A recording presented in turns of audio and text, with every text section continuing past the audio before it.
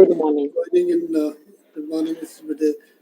I think it will take some 5 minutes for everyone to join us. Yes. Yeah.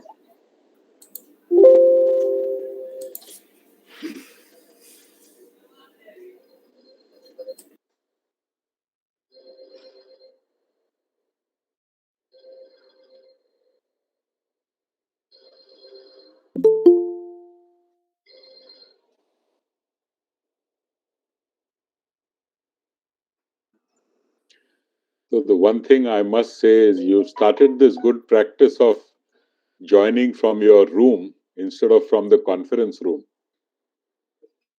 In the conference room, you're seen so far away that you can't see you. This is a good.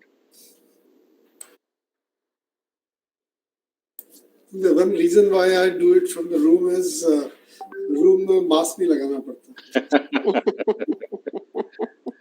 That is true. Good morning, sir. Morning. Let's wait for everyone to join. Sure. Good morning, Professor Rao. Good morning, ma'am.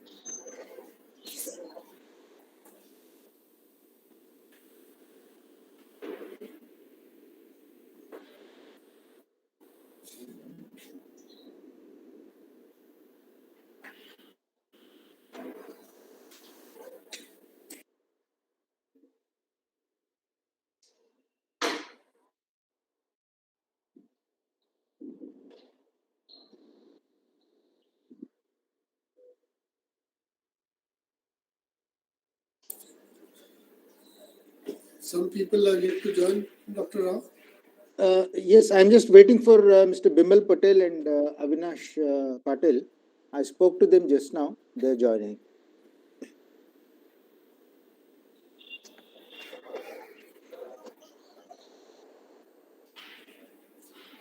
I think we'll just wait for a minute and then start.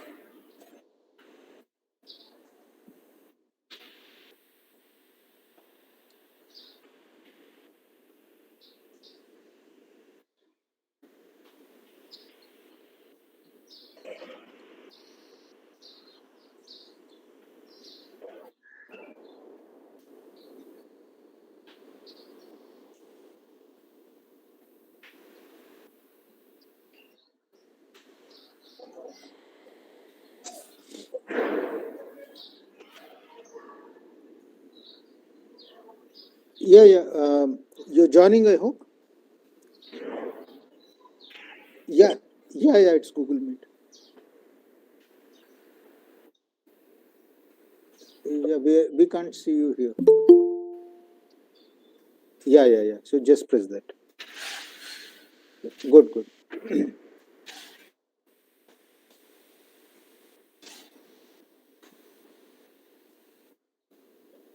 We have only just one more person to join.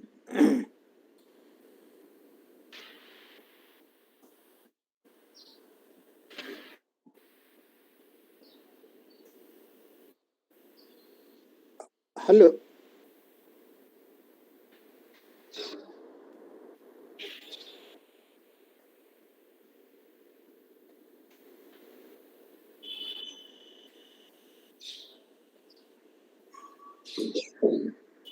Can I be heard? I just want to check. Yeah.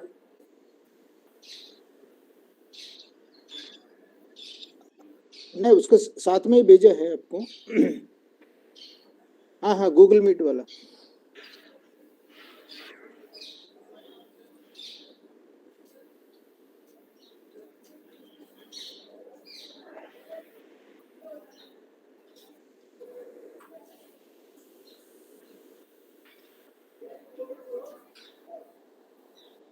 I think we'll make a beginning. Mr. Avinash Patil is to join us, but I think all the others are there, so I think we'll start. So a very good morning to all of you, ladies and gentlemen. As has already been mentioned, this post-budget 2022 seminar is about discussing the provisions of the budget 2022 with specific reference to urban planning and design. And as the Honorable Prime Minister has mentioned, the focus is on Sabka Prayas because the Honorable Prime Minister is trying to make this budget a more inclusive kind of an exercise wherein all the stakeholders can actually threadbare discuss at the provisions that have been made in the budget and what needs to be done further, what steps to be taken, how do we take it forward. So with these few words, I would like to thank the Secretary, Ministry of Housing and Urban Affairs, Shri Manoj Joshi ji, who has kindly consented to chair this breakout session 4, and all the other speakers whom I will be introducing as we go along. So I will request Shri Manoj Joshi ji, Secretary, Ministry of Housing and Urban Affairs, Government of India, to kindly deliver his opening remarks, after which we'll take the session forward. Mr. Joshi, please. Thank you, Professor Rao. I would like to express my views on how we see issues in implementation of these budget announcements. So I think PM has put the setting that Bharat का जो प्राचीन अनुभव और ज्ञान है उसको आज के अर्बन प्लानिंग के कॉन्टेक्स्ट में कैसे हम सिलेबस में और बाकी चीजों में लाएं, तो वो बात नहीं है. दूसरी हमने देखा है कि बड़े यूएलबीज को छोड़ते पर हमारे 4000 से ज़्यादा अर्बन सेंटर्स हैं. इन सब में अर्बन प्लानिंग की ना तो कैपेसिटी है न अधिक जानकारी है. तो एक तो कॉन्टेक्स्ट ये है कि हमें अर्बन प्लानर्स चाहे अंडर ग्रेड पोस्ट ग्रेजुएट के कोर्सेज ज़्यादा ट्रेन करने की ज़रूरत है लोगों को. दूसरा AICT और सब लोग उसके सिलेबस में क्या परिवर्तन लाए जा सकते हैं उसको आज के माहौल के हिसाब से, हिंदुस्तान के माहौल के हिसाब से, हमारे प्राचीन अनुभव और ज्ञान के माहौल से उसमें क्या परिवर्तन लाए जाने की ज़रूरत है, including environment, transportation, urban planning, all these aspects, water, everything. तीसरा है कि जो सेंटर्स ऑफ एक्सीलेंस हमने जो 5 अनाउंस किए हैं, इनका एक तो एजुकेशन में रोल है, दूसरा नॉलेज क्रिएशन में, research on Indian conditions, Indian requirements पे रिसर्च में क्या रोल होना चाहिए, क्या क्या एरियाज हैं इनको काम करने चाहिए, इसमें मार्ग निर्देशन आप लोगों की तरफ से. नेक्स्ट हमने देखा है कि अर्बन लोकल बॉडीज में एक तो अर्बन प्लानर्स है नहीं, तो वो लोग ज़्यादा अर्बन प्लानर्स, उनकी क्या कमी है और कैसे वो ज़्यादा अर्बन प्लानर्स लेके आए, लैटरल एंट्रेंस, फ्रेश एंट्रेंस, और जो प्राइवेट अर्बन प्लानिंग कंपनीज हैं, कंसल्टेंट्स हैं, उनको एंगेज करके कैसे उनकी मदद से अर्बन प्लानिंग करवाएं। कंट्रोल गवर्नमेंट का रहे पर प्राइवेट सेक्टर उसमें कैसे पार्टिसिपेट करे, और जो एग्जिस्टिंग अर्बन प्लानिंग का स्टाफ है उनकी कैपेसिटी बिल्डिंग। ये लोग 3 महीने 6 महीने 1 साल का कोर्स करने आ नहीं सकते, तो हमें एक कॉम्बिनेशन ऑफ ऑनलाइन ऑफलाइन करना होगा। एक वीक आ जाए किसी जगह, बाकी सारा ऑनलाइन करें, इस तरह। तो किस तरह से हम इनके लिए कैपेसिटी बिल्डिंग, कैसे हमारे इंस्टीट्यूट्स को हम इन्वॉल्व करें, क्या कॉम्बिनेशन में इनकी कैपेसिटी बिल्डिंग करें। मुझे ब्रॉडली प्राइमेसी इम्प्लीमेंटेशन के लिए इन सब एरियाज पे हम लोगों को, आप लोगों की गाइडेंस की भी ज़रूरत है, इन्वॉल्वमेंट की ज़रूरत है। फाइनली काम तो इंस्टीट्यूट्स को और आप लोगों को ही करना है। I would stop at that and look forward to discussions. Thank you so much mister Manoj Joshi ji. जैसा आप सब लोगों ने सुना है, मनोज जोशी जी हमारा सेक्रेटरी हैं, उन्होंने कॉन्टेक्स्ट का सेटिंग किया है। मैं इसी बात को मैं थोड़ा और आगे ले जाना चाहता हूँ। A concept note has already been circulated and all of us are working in the urban sector, so we are all well aware. But just to reiterate and remind ourselves, when the nation became independent, we were just about 14 to 15% of urban population. And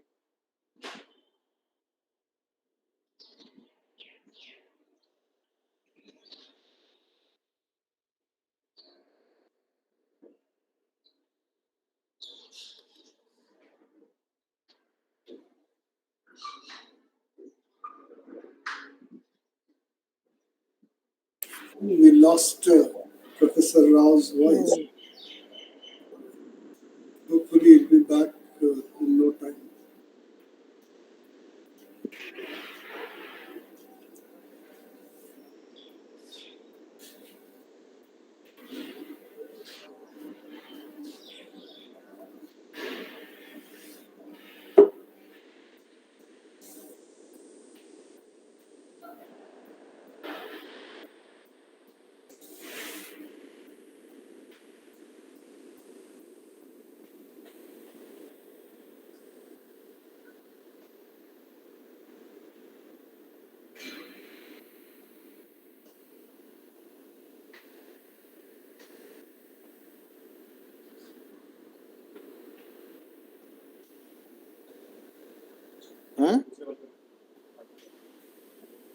I think for some time, Professor Rao, if you can switch off your video, then probably connectivity may improve.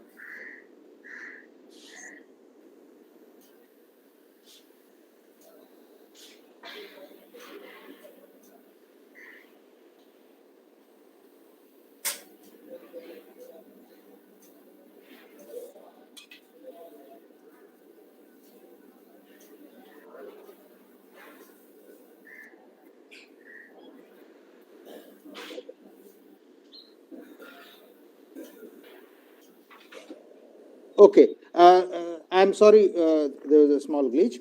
So the next 25 years, by the time India reaches 100 years after independence, I think they're going to be exciting times. And I don't think we are going to take so much time to urbanize. The way in which the economy is moving forward, I think this focus and the center stage is going to be the urban areas, and a major portion of the GDP actually gets generated in the urban areas. The employment and all the other opportunities and the potentials actually lie in the urban areas. So that being so, we all know that our urban areas leave much to be desired.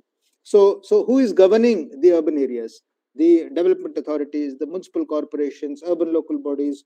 Now, in all these, as has been mentioned by the secretary, there is a lack of capacity building.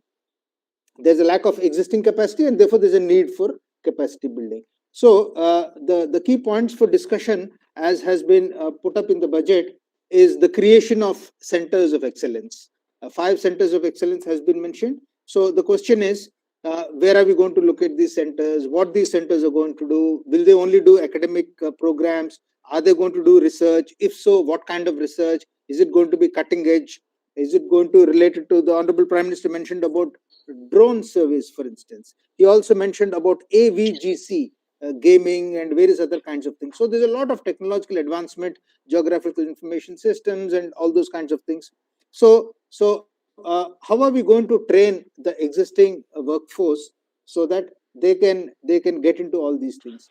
And also the capacity enhancement of existing government town planners who are busy from morning to evening. So how do we give them? We can't move them to the colleges. So can we give them online courses and so on?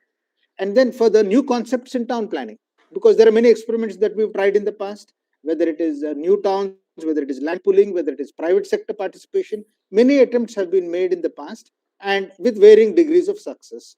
So in the context of the pronouncements made by the Honorable Finance Minister in this budget, how do we take this forward is the question that we want to discuss, and also chart out some kind of a timelines as we go along, so that we can completely mainstream the urban planning sector, which is in dire need of further strengthening. So for this, we have 5 speakers who have kindly consented and agreed.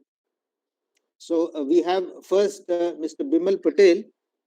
He is a well-known architect and planner. He runs an organization called the HCP Private Limited. He is based out of Ahmedabad, and he is also very much active in the teaching arena.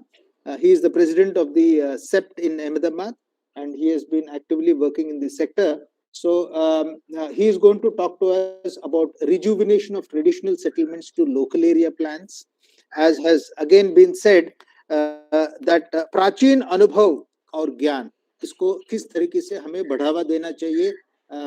What is it that we can learn from the traditional concepts of town planning? I am sure that all of us have studied when we went to high school about Mohenjo-daro and Harappa and Lothal as well. The western part of this country has been a pioneer in urban planning, not only in the ancient sense, but also in the traditional sense. 1915 was the first Maharashtra town planning legislation that came into being. So we have with us Mr. Bimal Patel, who will touch upon these areas about traditional settlements, because almost every other city has a traditional core at the heart of it, and that is where most of the business happens, and that is where the soul of the city lies. So how is it that we can improve these? We are anxious to listen to Mr. Bimal Patel. Mr. Patel, please. Thank you very much for inviting me to this discussion. I'm most honored. I would like to make a few general comments regarding the provisions of the budget this time, and then move on to this topic of traditional settlements.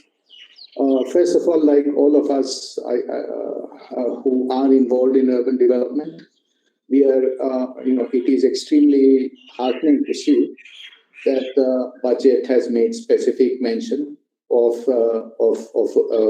urban planning, and this is extremely important that it be given a place of prominence in what needs to be done, because all our cities will have to be made both livable and efficient.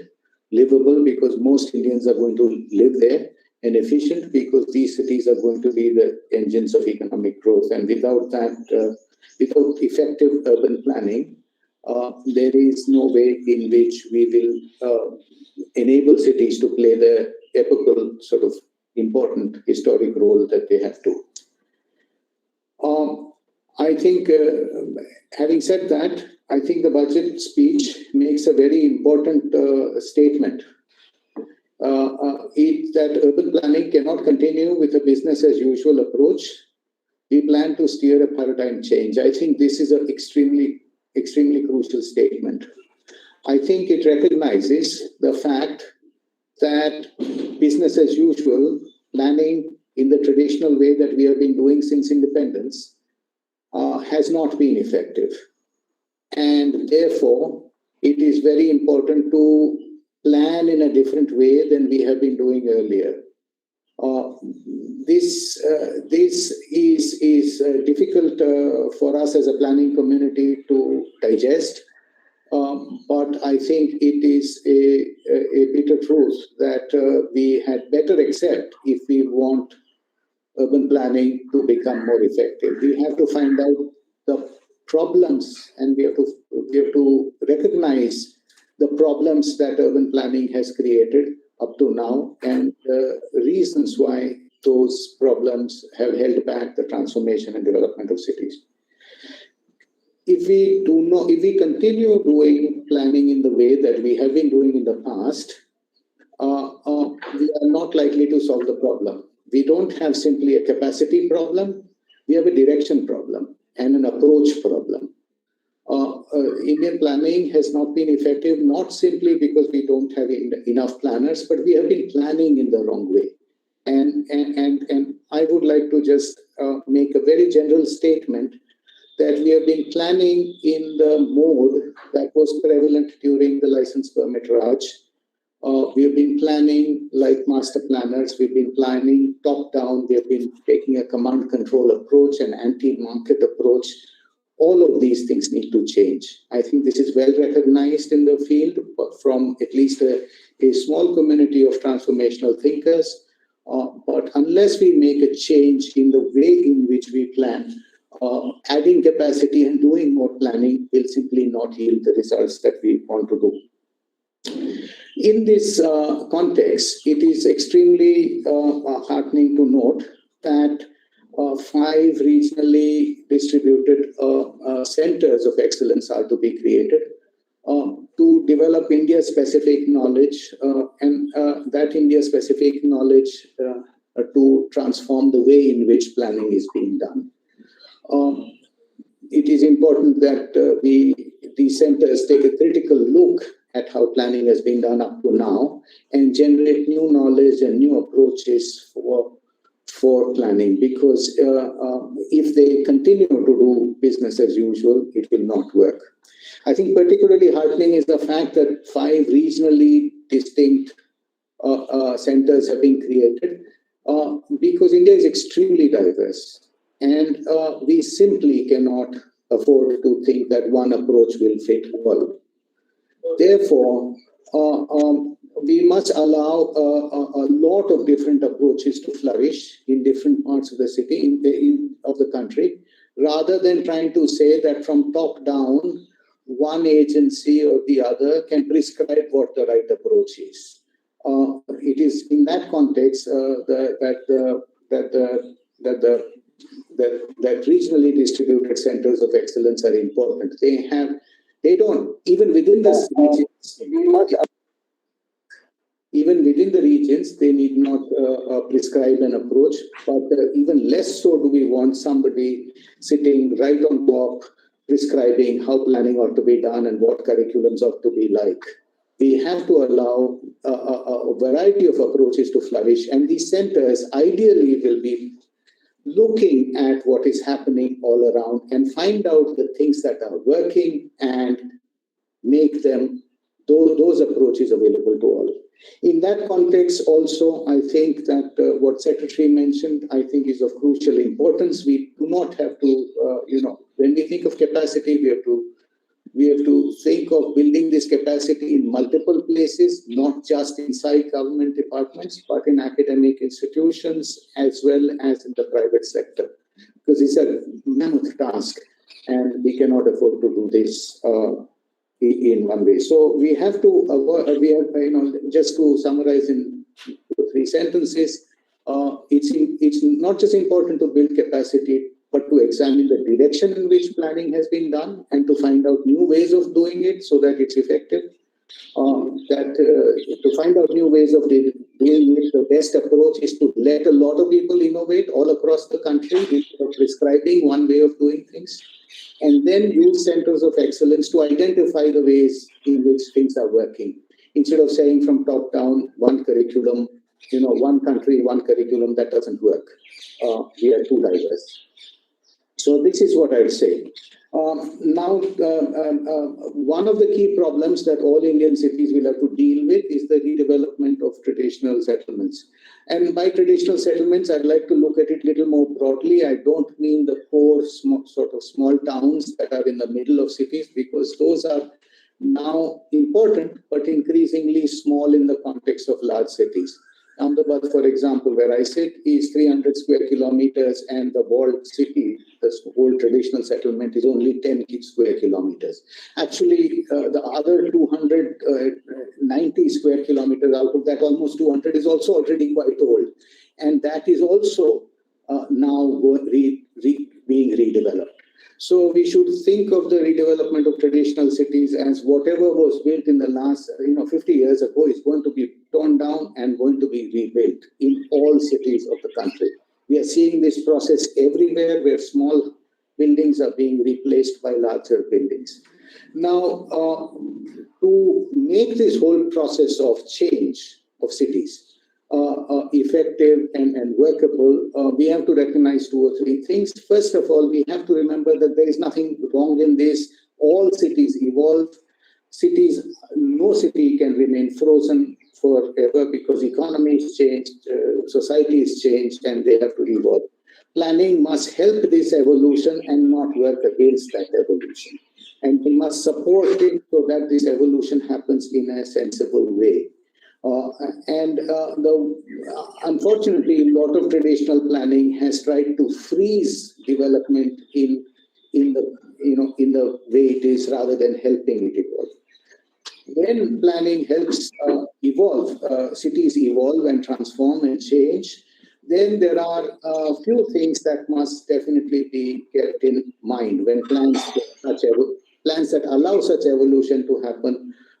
Then a few things have to be kept in mind. And I'll just list these very quickly, because I don't want to go much more beyond what I've said. First of all the impediments that stop the transformations of towns and cities need to be examined. For example, Rent Control Act, which has frozen development in Mumbai, and it simply does not help Mumbai to function like this. To the extent possible, such impediments that freeze development or redevelopment of cities need to be examined.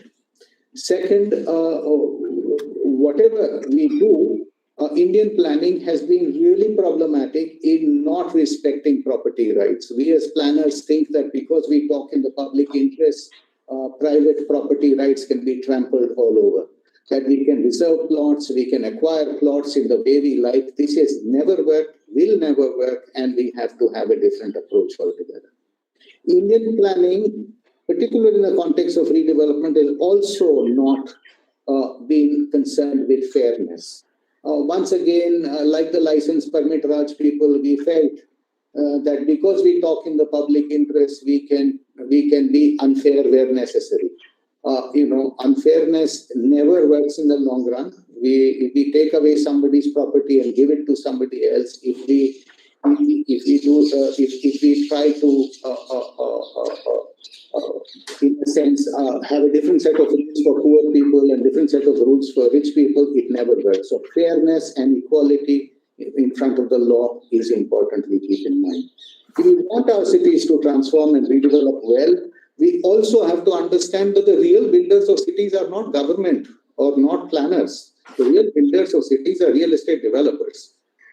In India, we have a great culture for demonizing developers, showing them as greedy and people who are rapacious and going to cheat and loot. Now, well, that is a behavior, but the behavior comes about because the kind of rules they face. We have to change the rules in a way that really becomes a mainstream activity, that clean, legal real estate development is possible, that the ease of doing business has to be the ease of doing business for real estate developers. So whatever we propose has to make sense for developers first, and later on has to make sense for everybody else, if I might put it a little too strongly, but in any case. Finally, all our local bodies are resource strapped. We have traditionally, Indian planners have made plans and relied on government to fund their plans. This will never work. It has never worked. We have to find ways in which plans can be self-financing. There's already a great tradition of doing that in many places in the country, and all redevelopment plans must be self-financing. Last of all our plans have to be legally implementable. No point trying to talk about planning that is not workable within the laws. Once in a while, we might have to change the laws to make certain things possible, and we are willing to do that. With that, let me stop. I've perhaps said already too much. Thank you very much for listening to me, and I'll stop at this point. Thank you, Dr. Rao. Thank you, Mr. Bimal Patel. I think some excellent points that you raised there. The need for having a complete overhaul of the entire planning system, not just in terms of planning, but also the implementation of these plans, the legal hurdles that go into it, the approval processes, the laws which impede this kind of a transformation of Indian cities is extremely important. I'm also very glad that you've talked about the need for changing the approach of promoting real estate developers, because you will never have funds in the local bodies. So while the framework can be made by the planners, the actual development in the third dimension actually has to happen with the real estate developers. They have to pump in their funds, and then all the citizens, we all build our houses on the lands that are provided within this framework. So there is a need for a complete change in the approach of the way in which we look at it. And in terms of education and syllabus, you also mentioned that one syllabus for the entire country, one size does not fit all. There are different kinds of approaches, and therefore we need to promote all of these in our syllabus, and also these centers for excellence to be located in various parts of the country so that we can encourage diversity. So thank you so much, Mr. Patel. So now we can move on to Mr. O.P. Agarwal, who is with the World Resources Institute, and he has been working a lot in the area of integration of transport and land use. And one of the major problems that we're facing in our cities is on inadequate mass transportation and linking up movement of people and goods, and thus making our cities very unsustainable. So in this context, what kind of change that you would like to suggest, what kind of further research directions that you would like to give in these proposed centers of excellence? What is it that you want our youngsters who are going to be trained for the future? What are the new knowledges that they need to get into?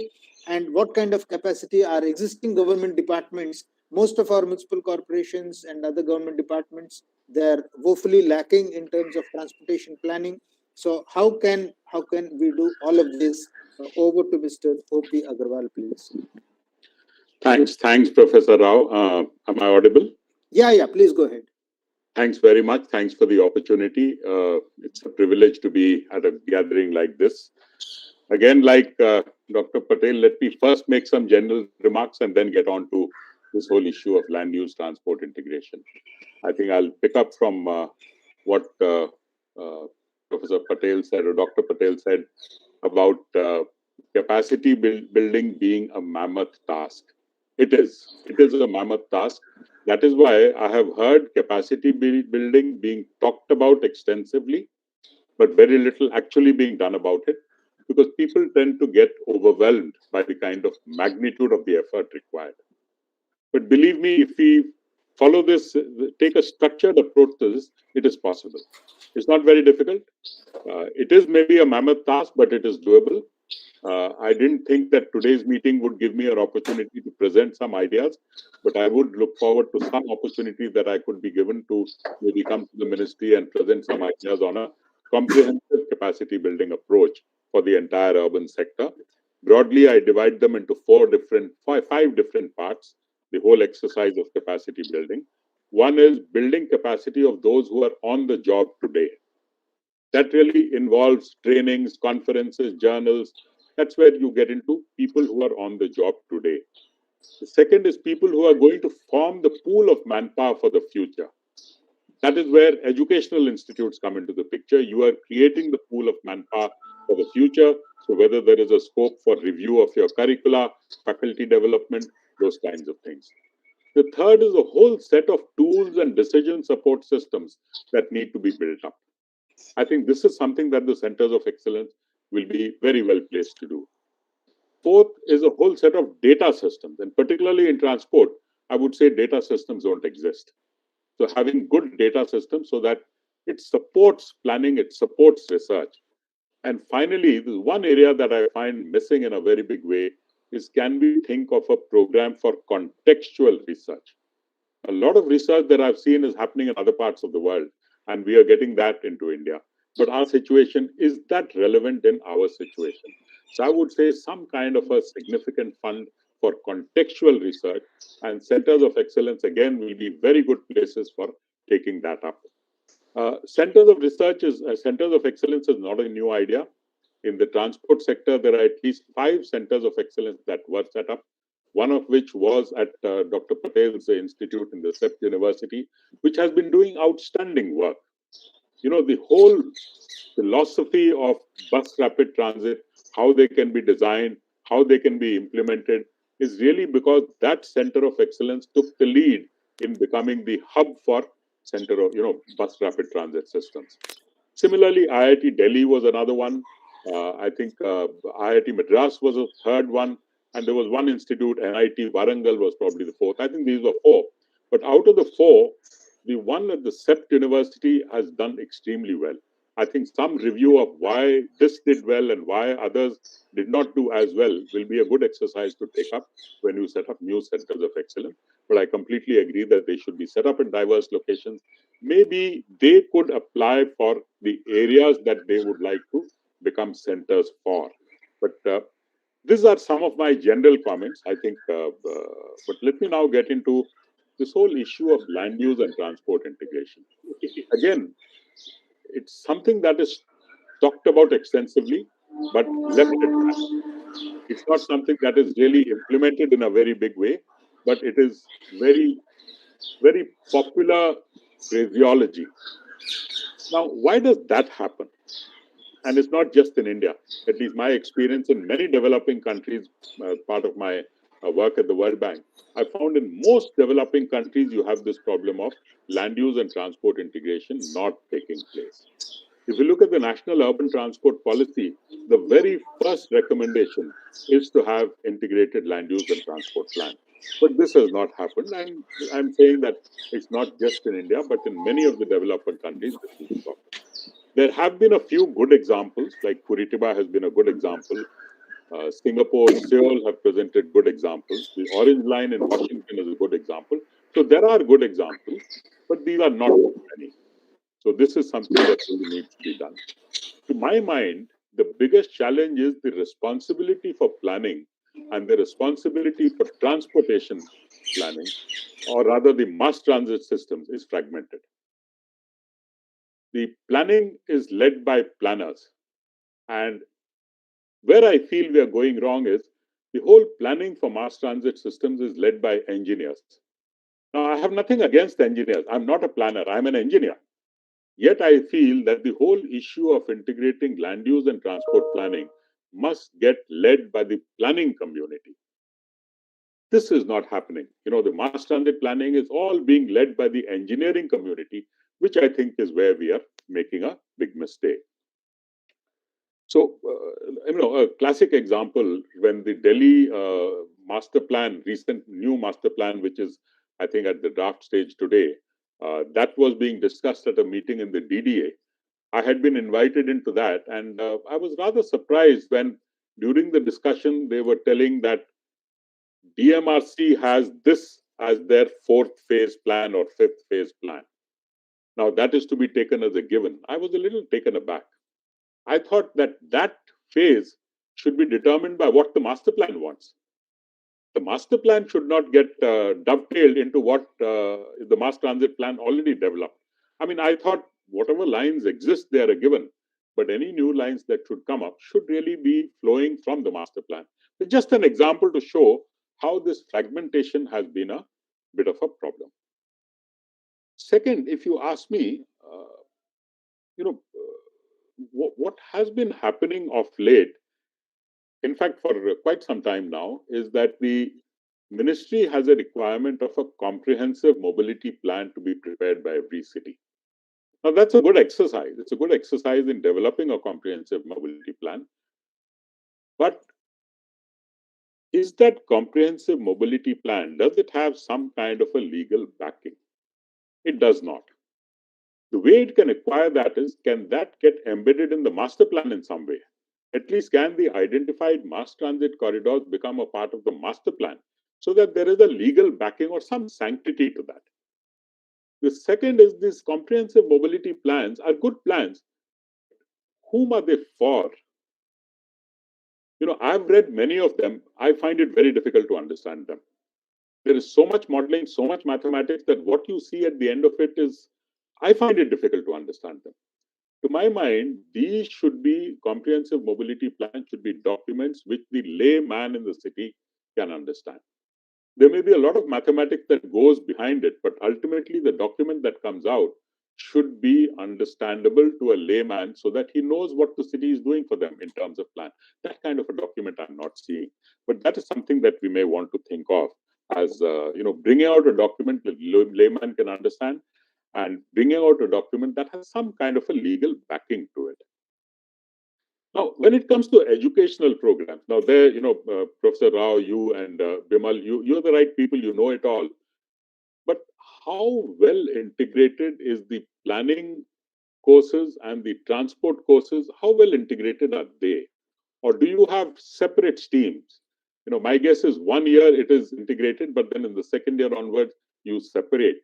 That should be one thing that you may want to think of is, can we embed much stronger skill development or knowledge development in integrating the two?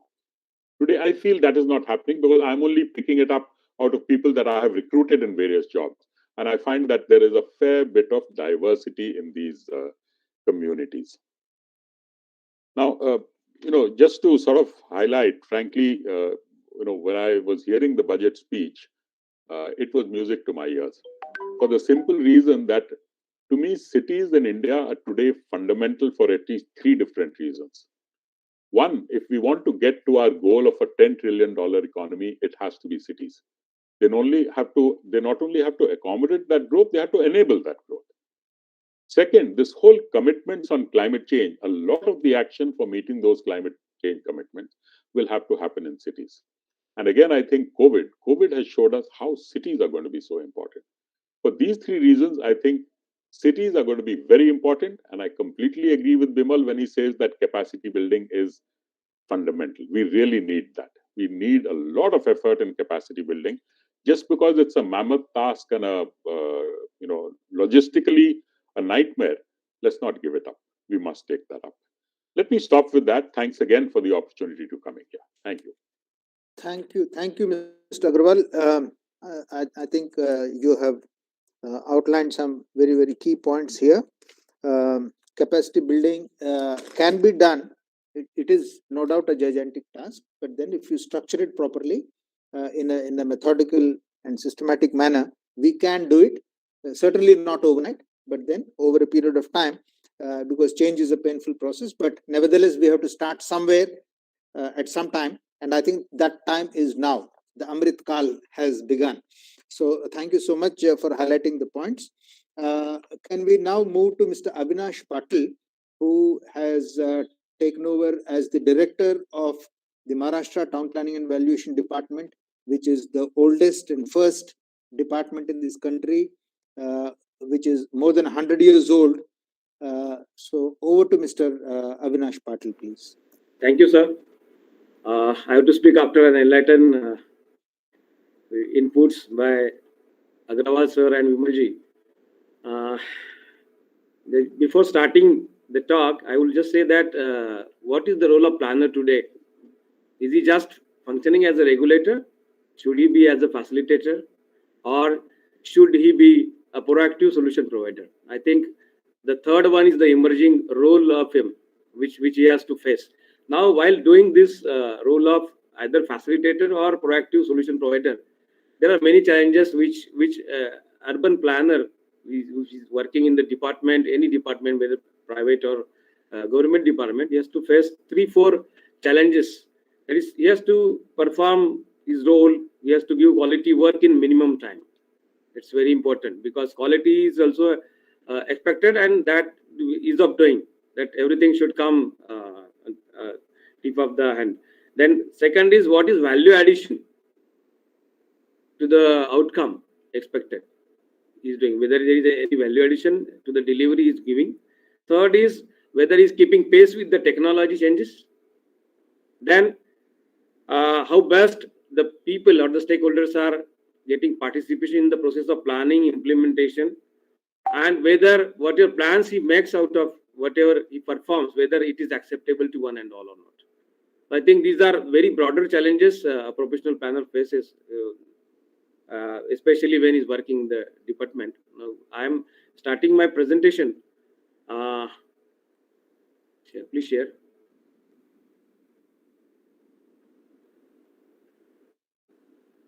I think it is visible now. Yes, please go ahead. Yeah. I'm given a very specific task, but I'm going to talk on the planning, curriculum, and all that in a very short time. But let me start with what state of Maharashtra is doing as far as capacity building of the officers of the department is concerned. What are we proposing to happen in next 1 or 2 years in terms of capacity building and the role of department? As Mr. Rao has said, the department has just completed 180 years last 30th January, and we had the first town planning conference in the history of the town planning, and such conferences would be held every 30th January henceforth. We had the first state to enact all town planning acts in terms of town planning schemes, whether it is in terms of development plans or regional planning. Mr. Patil, your slides are not moving. So is it visible now, the first one? Yeah, first one is the first slide is visible, but please move the other slides. Yeah. Can you see now? Yeah. Go to the second slide. Yeah. So the work profile of the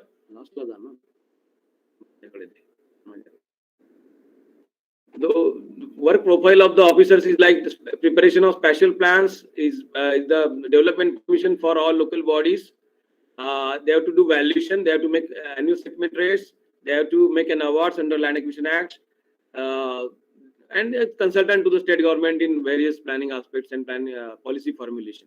Next. It is the first state where whole area of the state is under planning, whether it is regional plan or development plan. So we have got all the districts under regional planning recently, 3 years back, where our district assistant directors have completed the task of remaining 13 districts in just 1 year period.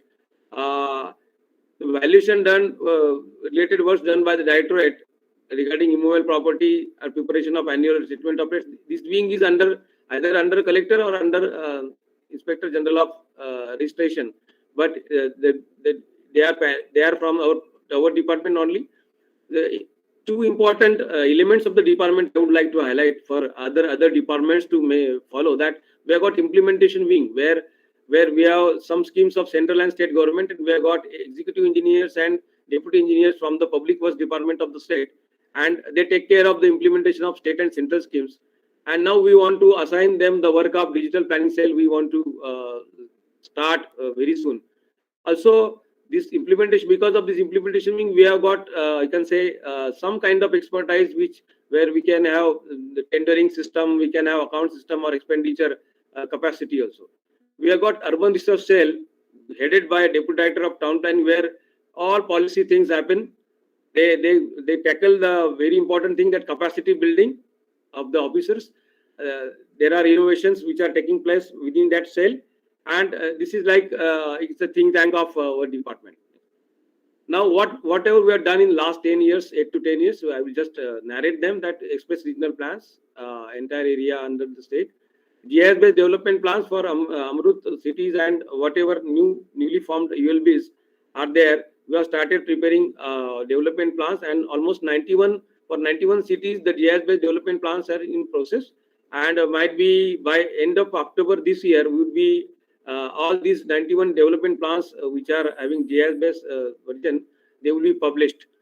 Now we have prepared development plan manual, that how it gives you, the manual gives you very meticulously the process laid down while preparing the development plan. Not only all the proclamations to be done, what kind of maps, what kind of survey, what kind of notices are to be given. So everything is minutely given. Similarly, town planning scheme manual is done last year. We have got this point number 5. I would like to highlight that supervisory models, where this is like not only value addition, but it is improving towards improvement of capacity building of our people. That whatever works we are doing, we are making small modules, software modules, like modification proposed in the development plan, then some appeal cases, then scrutiny of the development plan, scrutiny of the town plan scheme. So all these modules are now in the process of preparation, and maybe after 3 to 4 months we'll be ready with all these 20 such modules. Second one is building planning management system. This is done online already in terms of all the ULBs, all special planning authorities and the regional plan areas in the state.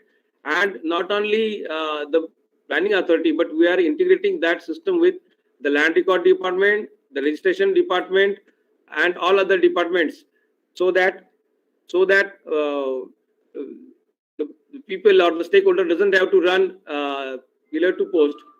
Next one is digital planning cell. It is administratively approved, and we are waiting for finance department to clear it. The digital planning cell, we want to have all the DPs under this cell in the GIS platform. Not only that, in future, maybe after a year or two, we will be taking up town planning schemes by through the digital planning cell, and we have given the framework for this digital planning cell that is administratively approved, and very soon we are expecting the clearance by finance department also. We have got award, V. Ramchandran Award for decentralization of powers 2 years back. We have got very important things, sir. We have got unified DCPR, Unified Development Control Regulations, December 2020 version in place for the whole of the state except Brown Mumbai and some authorities. And in that UDCPR, there is a provision that any owner having a particular area, 20 hectares area, and if they come for parting their 40% land to the authority, they, even if that land falls in green zone or no agriculture zone, they will be treated as a residential zone, and whatever benefits are otherwise you can say they would be getting through this scheme. So without following the lengthy or say a tedious process of TP scheme, legal process, this inbuilt provision in the UDCPR has helped, and we are expecting many more schemes to come with this. 2 weeks back, Kaute Mahakal in Sangli district, a newly formed Nagar Panchayat, has approved one such voluntary scheme through the use of this provision. So it's a welcoming step that without following the legal process, if the people come of their own, the model is on the basis of TP scheme, but without following the legal process. So that's a combination, and there are so many provisions UDCPR has there, and we have got tremendous revenue till January end. We have got 3,200 crores by virtue of various premiums and all that. So I think that's the success of the UDCPR provisions. After UDCPR coming into place, we have got sensitization workshops of all the officers, not only officers, all practicing architects, all planners in all other parastatal authorities like SIDCO, MMRDA, PMRDA, and even non-municipal town authorities. Not only that, the UDCPR has got inbuilt provision of reviewing difficulties. Now, the thing is, even if a small change has to happen in the UDCPR, we have to go for a 37 modification, which has a lengthy process. It takes at least 6 months to a 9 month period. Now, one small provision we have made that while implementing this UDCPR, if there is any difficulty by any stakeholder, they can be pointed out. And we listed all these difficulties which we got by emails or during sensitization workshops feedback. Then we listed all them. This was referred, the think tank worked on that, and it submitted its report. Director submitted its report to the government, and government within 1 year from the date of coming into force of EDCPR has proclaimed all these difficulties, removed all these difficulties through various clarifications or making the provisions more clear. And that is how I think we have saved the time. Not only saved the time, we have made a bunch of all these difficulties, and in one go, all those clearances could happen. Revenue generation, I already told that 3,200 crores, and we are expecting that by end of the March, this financial year, we'll be crossing 4,000 crores, and that may post us at maybe second or third department in the state as far as revenue generation is concerned. Now, we have got regulations for affordable housing, EWS housing, etc. We have prepared type designs as a contribution, voluntary contribution of the department, that if somebody comes selecting one of these type designs, he would get within 1 week the permission, and that is done for a plot up to 300 square meter, which lie in low risk or moderate risk category buildings.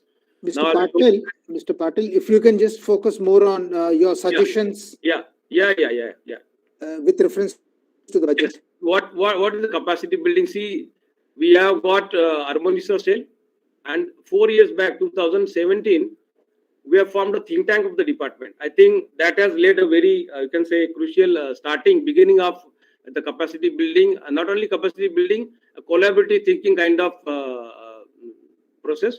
And this think tank has five officers, which is the director, and then deputy director research cell, then deputy director head office, and two other joint director of town planning who are divisional or at divisional headquarters, or who are there in Mantralaya. There are 12 study groups which we have formed recently. I will be showing you what areas we have got. And the 12 study groups are formed under this think tank, and they are meeting every weekend. And this study group, you see the formation or structure of the study groups.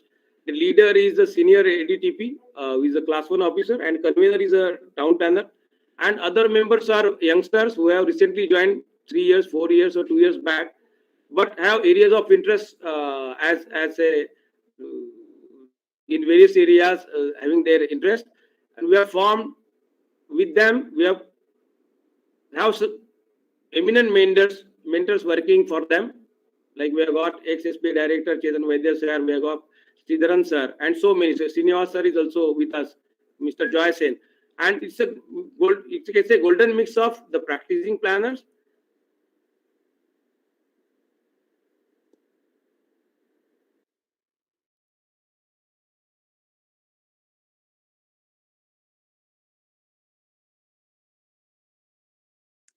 Mr. Patil, can you hear us?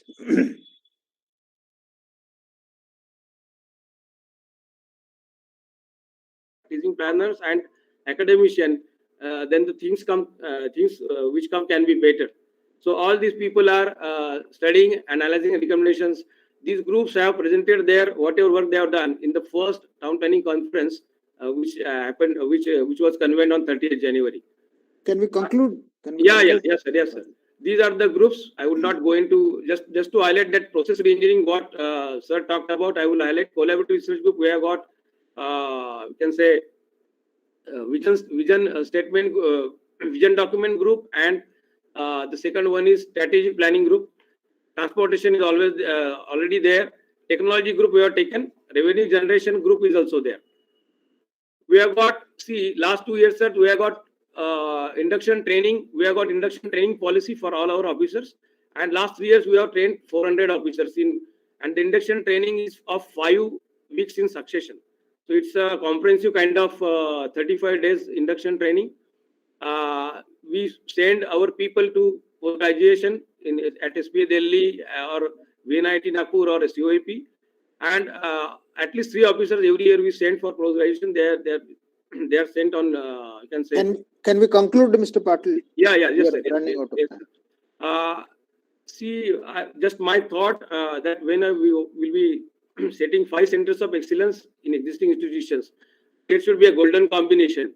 And what I'm suggesting, or a strong proposition from my side as an individual, that if I want to have 5 institutes, let 2 of them maybe academia, 2 maybe working government agencies, government town planning departments, you can say, and 1 could be a research commission.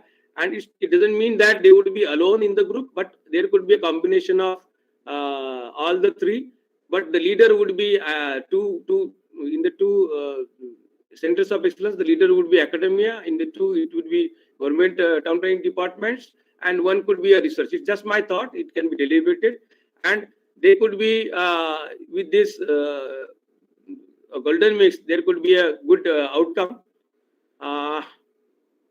Thank you, Thank you, Mr. Patil. I think your department is one of the path-breaking departments. Yeah. So you already have a capacity building cell wherein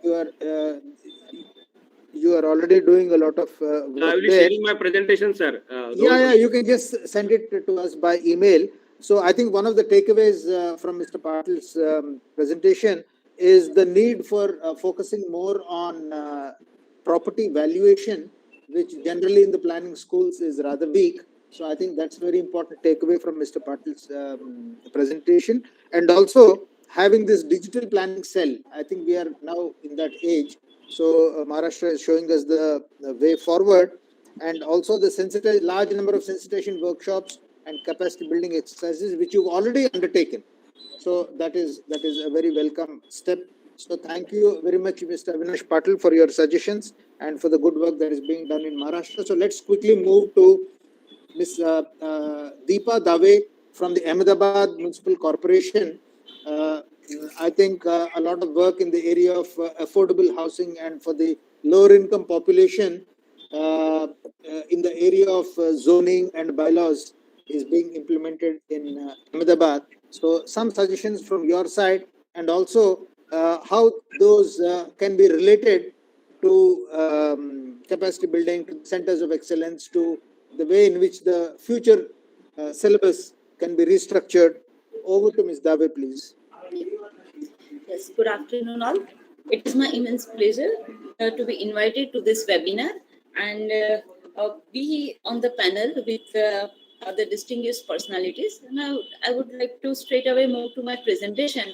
I'll not discuss the presentation, but I'll just discuss the key points which is related to our today's discussion in this. Wait a minute.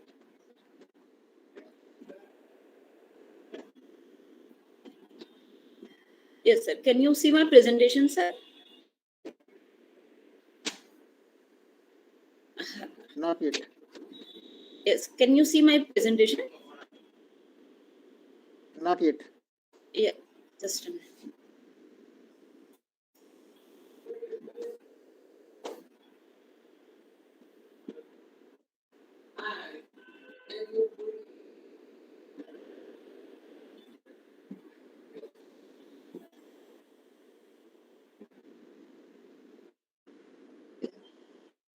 Somehow I'm not able to share my screen.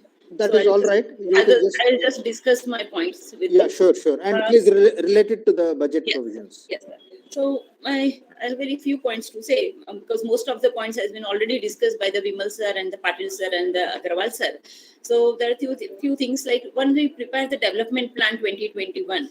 At that time we have joined teams between the Ahmedabad Municipal Corporation and Ahmedabad Urban Development Authority, because at that time we thought that the planners should plan this for the same. They are planning for the same city. So for the one city there are one planning department, because for the administrative and the implementation point of view you need the different administrative boundaries, and you need that funding problem and the financial and implementation thing. So you need to work separately. But for the planning thing for the one city there should be the one planning department, and that enhance your planning skills, and also you can plan better way for the one city.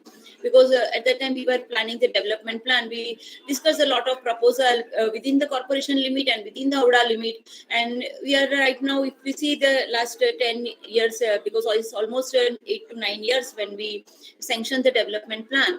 So we can see there are a lot of proposals we could implement in the better way, and it was a real thought process has been given between the private developers, consultants, urban planners from the ODA and the AMC's a joint team where get the opportunity to plan together. So that really makes sense, one thing.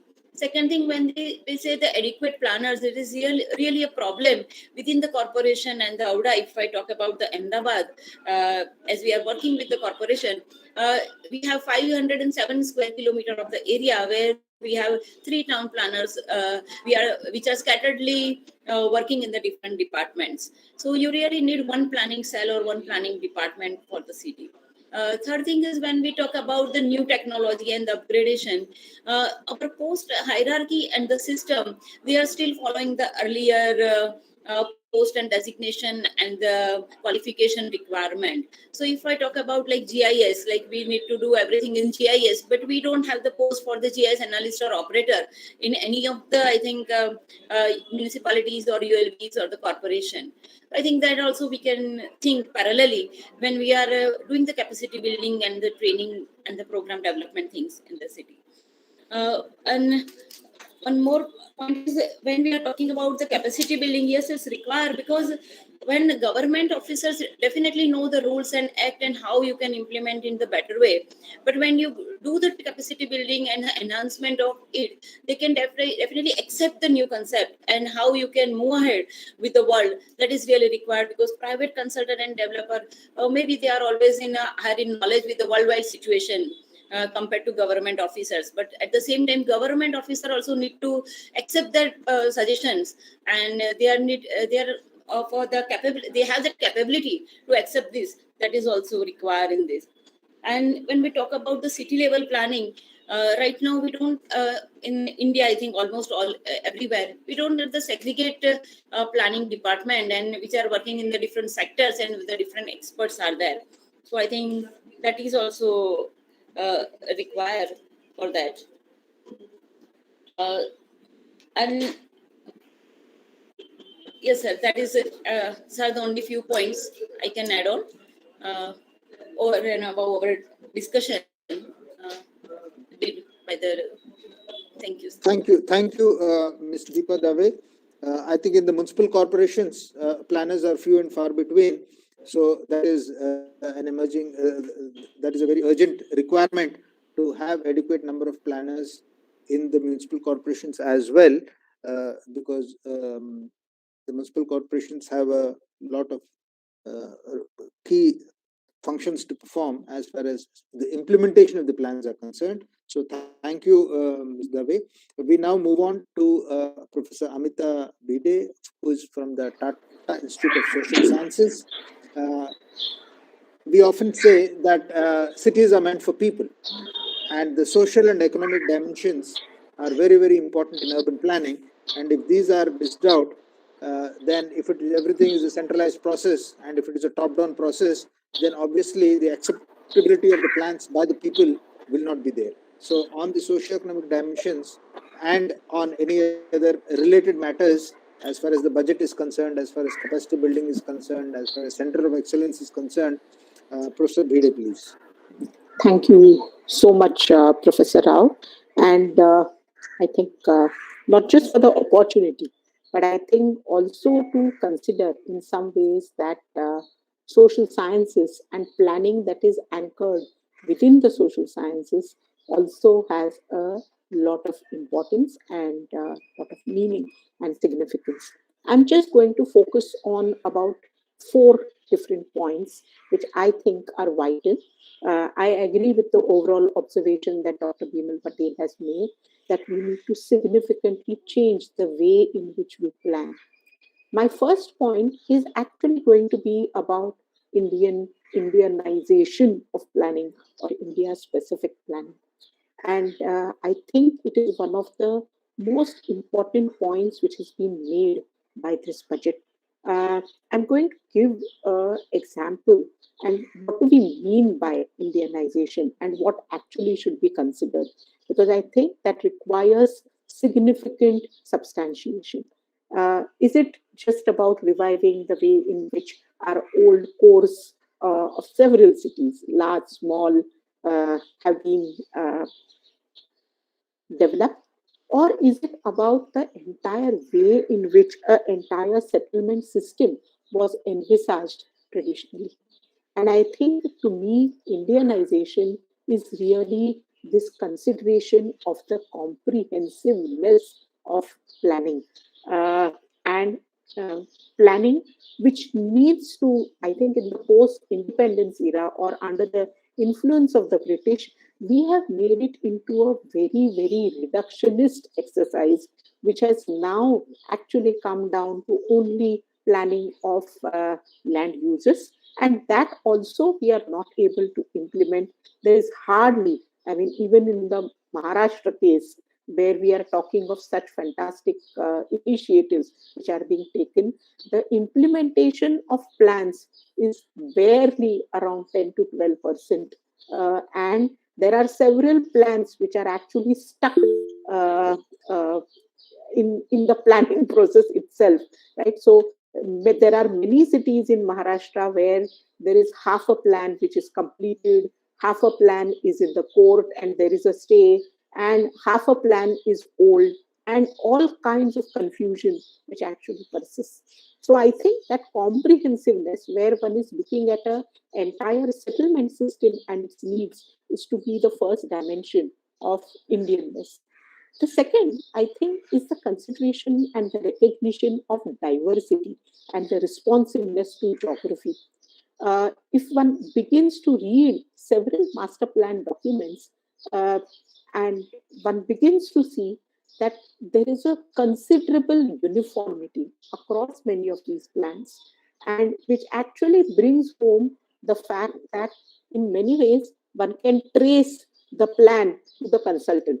So if there is a particular consulting group which is in charge of preparation of plan in particular cities, one can begin to trace the similarity of ideas and say, hey, this is a plan which has been done by so and so.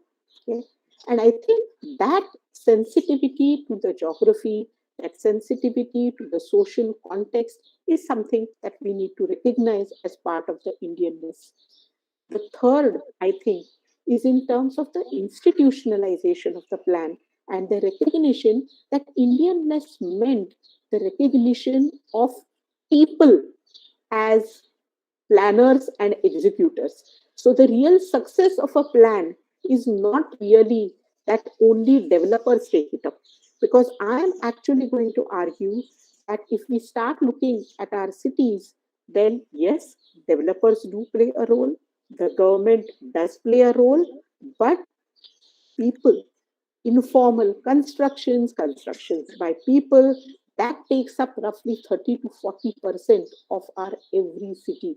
These are small contractors or constructions which are led by people themselves, or even the shaping of the entire ecological system is often done by people themselves. So paying attention to the overall ecology of society and social fabric, giving the plan back to their hands, making plans, even when we talk of implementable plans, it is only when there is a pressure, a acceptance by people of particular practices that you will see that a plan becomes successful. So these are, I think, the elements of what I think Indianness really means. And in order to get that, the very orientation of planning needs to change. That brings to me to my second point. And that second point is really to do with two. I think the first point is about the scale of the plan. And I think in the last few years, there are multiple kinds of plans which have been introduced in our countries. There are sectoral plans, there are strategic plans, there are vision plans, then there are sectoral, like Mr. Agarwal talked about the comprehensive mobility plans. I have similarly come across comprehensive plans for housing for the entire city. We have come across sanitation plans which have to be done at a city level. There is health planning which has to be done for the entire city. So there are multiple scales and multiple kinds of plans. And I think going beyond, therefore, the plan, because the reality that one sees about the existence of the multiple nature of these plans is often these plans don't speak to each other at all. So the sanitation plan does not even speak to the water plan, or like OP sir talked about, the land use plan, of course, does not converse with the transport plan, or the macro plan does not talk to the micro level projects and plans, and often micro level execution then completely appends the very concept that we talked about in the master plan. We have a classical instance in Mumbai where uh, the development control rules, which are actually meant to give flesh and blood to the larger master plan, have actually completely undermined the master plan and produced a very different city altogether, about which the master plan has no sense. Uh, so when we talk about a multiple trajectory of plans, I think firstly we need to recognize that today the concept of planning has gone way beyond the legislation. uh, Planning, as envisaged in the town planning legislation, is a very narrow kind of a concept. And at the same time, it is powerful because it is talking about the very small scale of a town planning scheme. At the same time, it also gives provision for a comprehensive development plan. But comprehensive development for a city cannot be legalized. So, what aspects of the plan can be amenable to law? What aspects of planning should be kept non legalized and actually made part of a process? What are the different layers of planning?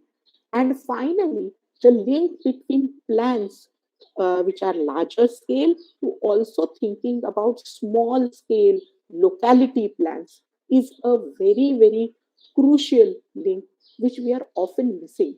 So every plan also needs to be converted into a series of projects subsequently. And there can be considerable dynamism about the project. I understand that master plans can always be made only in a long temporality sense, and these can only be guides for land use. These can only be guides for a larger strategic planning where large economic investments can go.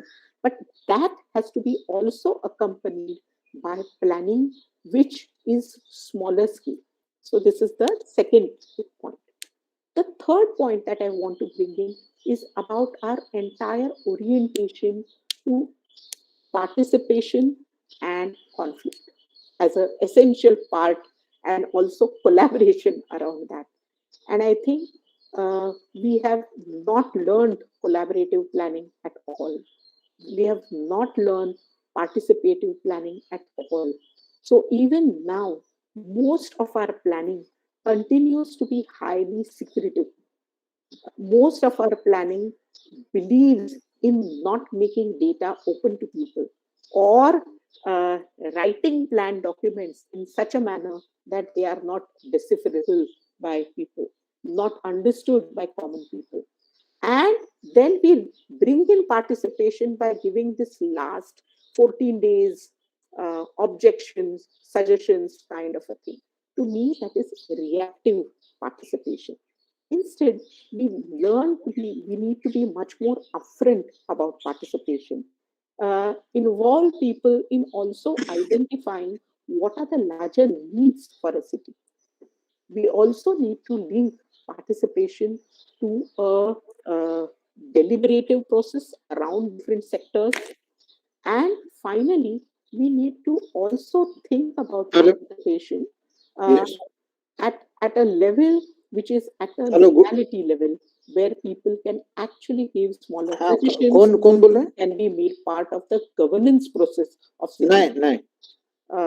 And when I say governance processes, the link to, therefore, even when we think about planning units and planning zones, often there is no linkage between the municipal electoral units and the planning zones. We need to bring about that integral linkage, because only then plans can have a meaning which stretches beyond the plan, and it can have some meaning and a transformational experience for everyday life.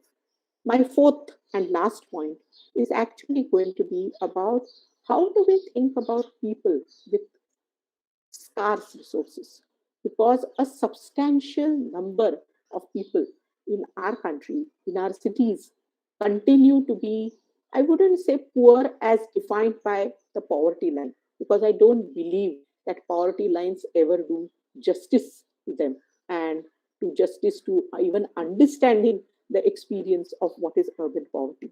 But roughly 30 to 40% of people who are with multiple, I mean, it would include by gender, it would include by caste, sometimes by religion, sometimes by sheer geographic location, but people continue to be excluded in our cities. And if we start locating the experience of these poor people in relation to planning, governance, any sector in the process, recent developments, which all emphasize large developments, only revenue extraction, and the undermining of opportunities for smaller scale is something which almost acts as anti-poor.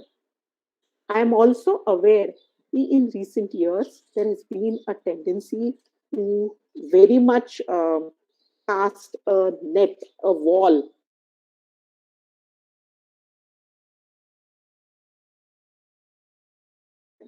But on the other hand, what a city which is largely inclusive to the people would actually mean that all its policies and all its plans, from water to sanitation to transport to land use to housing, would really make a very conscious effort to incorporate the poor in all its styles and create a decent living and working environment within the city, because only then we can really have more integrated cities. There is research which actually shows that in Indian cities, even though they may be of a compact size, where you stay makes a lot of difference to the kind of opportunities that you get in the city. And I think that is something that we should be, over the period of the next 25 years, a very, very uh, great beginning that we have made, I think, uh, should be really hammered down. Now, what is the kind of capacity that we require for this? For this, I think the capacity is basically we need to understand that town planning as a discipline in the country has really fossilized. It in no way is aware of economics, of technology, of social sciences, of the skills of doing field work, of encouraging participation, of learning to navigate between conflicts, of doing valuation, of creating collaboration and partnerships between different kinds of stakeholders. All of those skills are really lost, undermined, not even given any kind of value in the entire town planning discipline. So, to me, this really needs to be encouraged, and this needs to be done at all scales of planning. Uh, I like the way in which Mr. O.P. Agarwal developed the model of trying to look at people who are in service, where we require a distinct set of strategies. We require a distinct set of strategies of how does one create these kind of capacities within planning programs which are existing, where one begins to incorporate both a appreciation of social sciences, including economics, and skills in doing those, a certain element which has to be compulsorily introduced. We need to also think of, I would say, evaluative capacities, and I'll stop. Thank you so much, Professor Bide, for bringing in these dimensions of how we need to reorient both education as well as practice.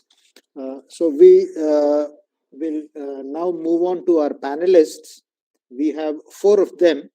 Uh, First, we have Shri P.P. Singh, who is the Chief Town Planner from the Government of Haryana, where they are doing a lot of public-private participation with the in the area of housing. So, Mr. P.P. Singh, your reactions on what the speakers have said, and also on what is the state of urban planning in the country, and also your reactions to the budget proposals. How is it that we can move them forward? Mr. Singh. Yeah. Good afternoon, sir. Good afternoon, everybody. I'll try to be very brief and confine myself to the agenda that has been given to me. And speaking shortly about the state of affairs in Haryana, over the last, mostly in the last 1.5 decade, the land acquisition proceedings have almost come to a halt for urban development process, and we are almost completely dependent on the private sector for undertaking urban development and housing in the state. And it has not been too bad, but it has been a very serious challenge, because earlier what used to be that there would be several sectors where the Huda, which is the state body, Haryana Urban Development Authority, now called as Haryana Shahri Vikas Pradhikaran, they and the private sector agencies would be present in a sector simultaneously. So the whatever the gaps were, they were filled up. And but since we are not able to acquire land at the moment, there are gaps in infrastructure provisioning. There are serious gaps which have been emerging. But nevertheless, still we are trying to have different sorts of policies like transit-oriented development and granting TDR rights primarily for development of infrastructure, and that's how we have been coping up with the system. So again, coming back to the specific agenda regarding the creation of Center of Excellence, we have heard most of the speakers. And I would like to say just one thing, that the major handicap that we face being here in Chandigarh is that though we have the best planned, almost the best planned conglomerate of cities in Chandigarh, Panchkula, Mohali, but there is neither a planning school nor a research institution or a training or capacity building institutions existing in Chandigarh. So that would be one of the suggestions. If one of these center of excellence can be set up in Chandigarh, maybe as an outreach center of one of the SPAs, whatever mechanism is developed, and it can cater basically to the entire northern region of Punjab, Haryana, Himachal, the hill states of Himachal, Uttarakhand, J&K, so combined. So that can be one. And regarding the academic content of which is proposed to be reviewed by AICTE, obviously there should be more interaction between the practitioners on ground, the town planning departments, and the academic institutions before taking a final call on that. And establishment of planning schools in the centrally funded institutions. Obviously, again, I think Chandigarh College of Architecture and Punjab Engineering College, we have two institutions over here, but no planning school as such. So something of that sort, either a planning school or a center of excellence, something needs to come up. And as far as the number of town planners are concerned, we are relatively, as per the Niti Aayog standards that were finalized, we need almost 300 town planners in the state, and we are almost 200 at the moment. And the major backlog is with urban local bodies. So in the town planning department, we are almost at par, but there is a major backlog with the urban local bodies. And capacity building in emerging areas, that's a huge challenge even for us. So actually the land use planning, or the spatial planning as we call it, that forms a very minuscule part of the work responsibilities that we handle in town planning departments as on date. So our work goes on from uh, dealing with insolvency and bankruptcy proceedings of the developers, merger and acquisitions issues, its vesting of the licensed colonies with the government for taking up development wherever the projects fail. It involves restructuring of various contracts and agreements that were earlier signed with the developers. It involves major finance inputs, major IT inputs, major legal inputs, and all of us, in fact, find ourselves handicapped in that process majorly in dealing on with our day-to-day activities. So these are the issues which obviously are specific to specific town planning departments in the country. It may not be applicable for everywhere. So the thing that is being thought of regarding preparing executive development programs, which can be 1 month, 2 months, 3 months, at the maximum 3 months, they can be actually very useful. And LUTP actually, which is being run, it has been a phenomenal success. I was also a participant in that at CEPT, and the entire format was very good, and something like that actually needs to be thought of. So the major area which I would like to emphasize is that capacity building is actually a major challenge, and those who are working at the directorate level and those who are working at the field level or circle level, there is again a huge amount of information gap and the learning gap that we see. So within the department, creating a training cell or something like that, as Maharashtra has done, it was happy to note that they already have that. We were also thinking on those lines, but it's not there as yet. But I still feel that instead of having an in-house training cell or a capacity building cell, if there is an independent body which involves itself on cutting edge research, on cross learning between different states, what are the best practices from other states which can be replicated, and how other states can learn from each other. I think emphasis on that is much more useful than creating a capacity building cell in-house. So that's all from me. Thanks a lot for this opportunity. Thank you, Mr. PP Singh. I think that's a very good suggestion about best practice sharing. It's not always necessary. Maharashtra Town Planning Department is a very good model of having its own in-house training programs and the like. But then that may not be possible to be replicated everywhere. So we don't have to follow the same solution at all places. But then if there are independent bodies who can look at various best practices in different parts of the country, these can be shared, and then it is for the individual states to adapt those to their own requirements.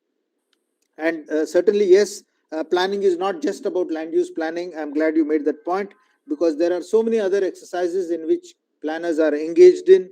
For example, all the contracts, the negotiations that you have to get into, dealing with the developers, scrutiny, approvals. So there are so many other things. The plan is prepared maybe once in 20 years, but then putting that on the ground is actually a very, very big challenge, in which a lot of other skills are required in terms of dealing with people. So thank you for mentioning that. Points are noted. Now we can move on to Mr. V. Ramudu, who is the Director, Town Planning from Southern India, from the state of Andhra Pradesh. Thank you, Mr. Ramudu. I think you've sent us a very detailed comment on each and every one of the points. I have already taken a printout that will help us in making our suggestions.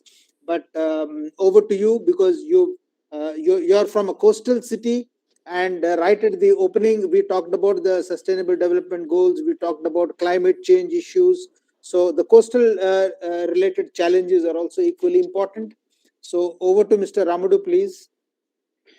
Thank you, sir. The presentations given by all speakers are very useful for us, and we are inspired by some of the concepts, sir. in the first case, Bimal Patel Saab raised about self-financing model. It is very much required because providing funds for urban planning and urban planning implementation projects is very difficult for government with the existing fund availability.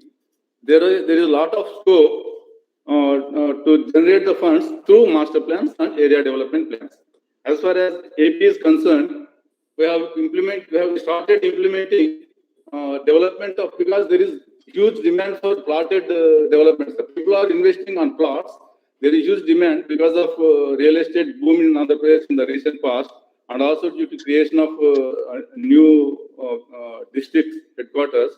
So we thought of involving town planning schemes to get benefit to the plan, to the department as well as to the public in general, because many real estate developing unauthorized plots with narrow roads and without sufficient open spaces, but they are selling at higher price. So we have identified about 4,000 acres of land in the first instance. In each case, it will be around 100 to 150 acres of layout. So in now 20 projects are in progress, in the implementation phase. In this process, even we sell plots at 30 to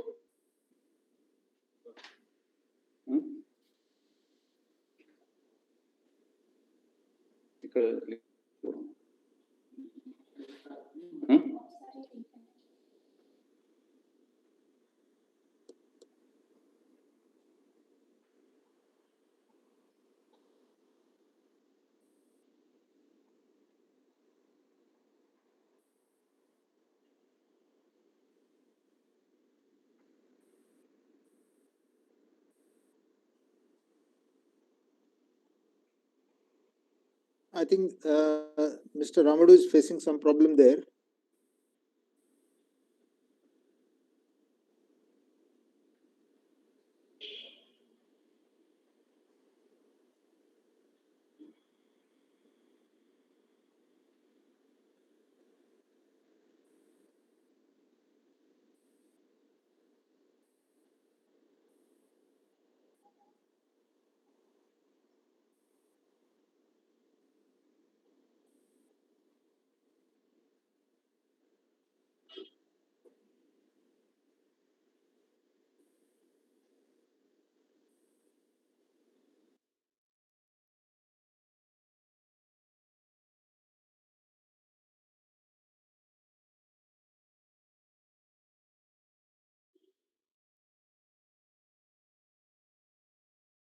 I think Mr. Ramadu is trying to rejoin, but in the meantime, I can take over for Mr. Ramadu because I think he's got some very good points here.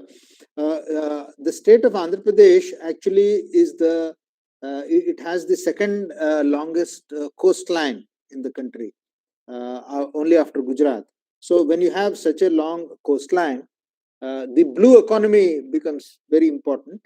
So they have actually something called an integrated coastal regional development plan process that they have initiated. So that also requires very specialized knowledge from planners who have the skills to work in the coastal areas, because the coastal areas have very peculiar challenges. Ramadu, Mr. Ramadu, have you been able to join?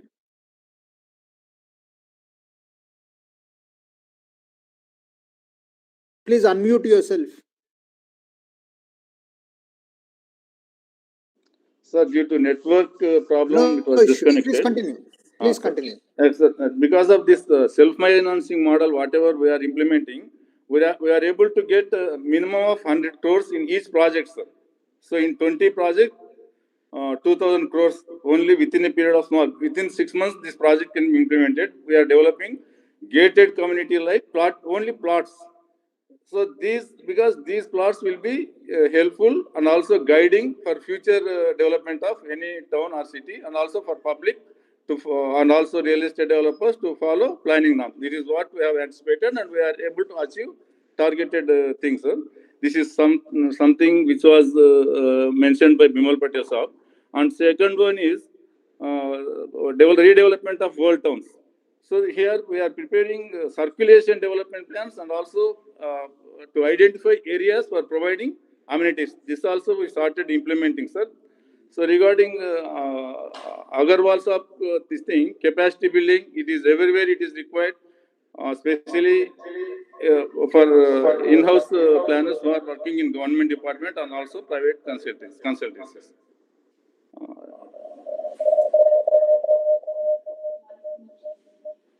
Bottom up approach mentioned by Anna Patel.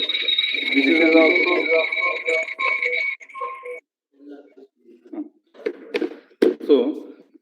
So finally, Sees Office Balakrishna.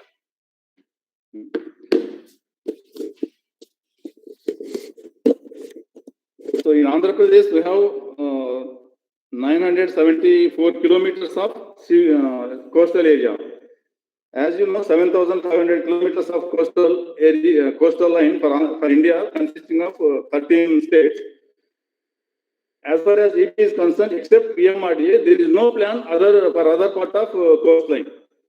This is, we want to highlight that irrespective of whether it is falling in urban development area or not, we need to utilize the potential of coastal area for economic development and also to protect environment. The plans which are prepared as coastal zone management plans, they are only focused on environmental protection by demarcating the permissible and non-permissible activities within 500 meters of STL.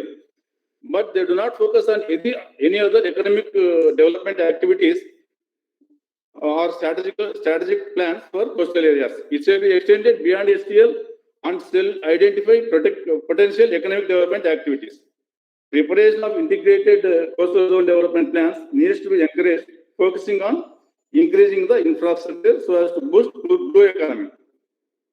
So the objective shall be to develop blue economy through a regulatory framework which shall contribute to sustainable use of existing natural resources along the coast. The blue economy consists of fisheries and aquaculture, renewable ocean energy, seaports and shipping, offshore hydrocarbon and sea-based minerals, marine biotechnology, research and development, tourism. So in planning curriculum, more focus is required on coastal area, being the state country having 5,700 or 7,500 kilometers of coastline. Water bodies and connected channels are most important aspects of urban area master plans, and it needs modern thinking to protect them. Adoption of common zoning regulations for all coastal cities and rural areas is ideal within the state. Industrialization along the coastal areas may be restricted to certain areas to give more scope for better urban planning, further to boost the tourism sector activities. Capitalizing on tourism activities along selected location of coastal areas. Introduction of beachfront townships is suggested. CRZ regulations shall not be an hindrance for development. Even 2019 CRZ mapping does not facilitate prospective development, which requires relook. While much of our focus remains on green infrastructure in coastal areas, clear demarcation needs to include blue and green infrastructure issues. Coastal erosion affected areas, flood inundation mapping needs to be taken up on priority in order to address future development prospects along coastal region. Capacity building for professional staff down below the hierarchy of qualified planners requires to be strengthened in order to facilitate holistic planning and implementation. Recreational tourism, religious tourism shall be priority while planning for coastal areas and should not be compromised over economic potential agenda.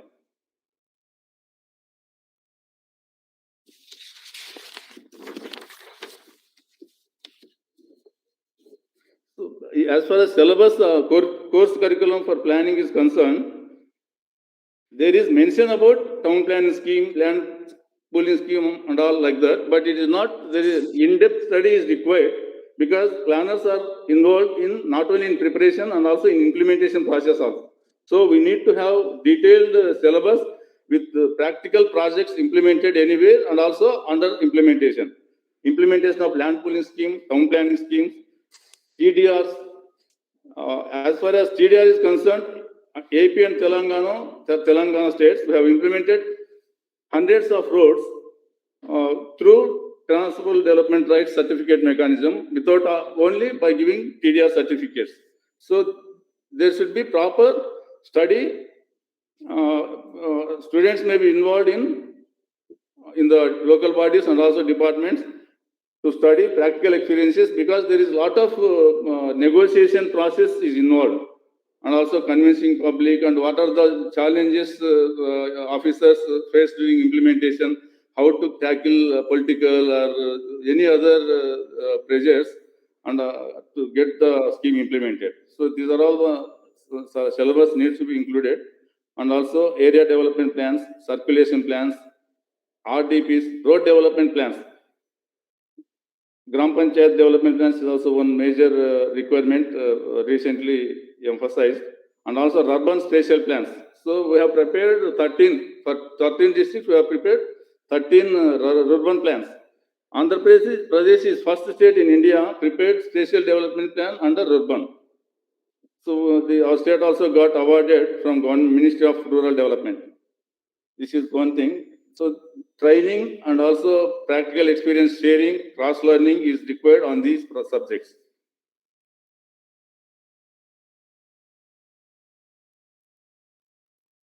Trainings for, that is, short-term courses on all these subjects are required. Sometimes it may be sufficient to have online courses also, 3 days or 4 course short-term courses. Wherever practical training is required, field training is very much required.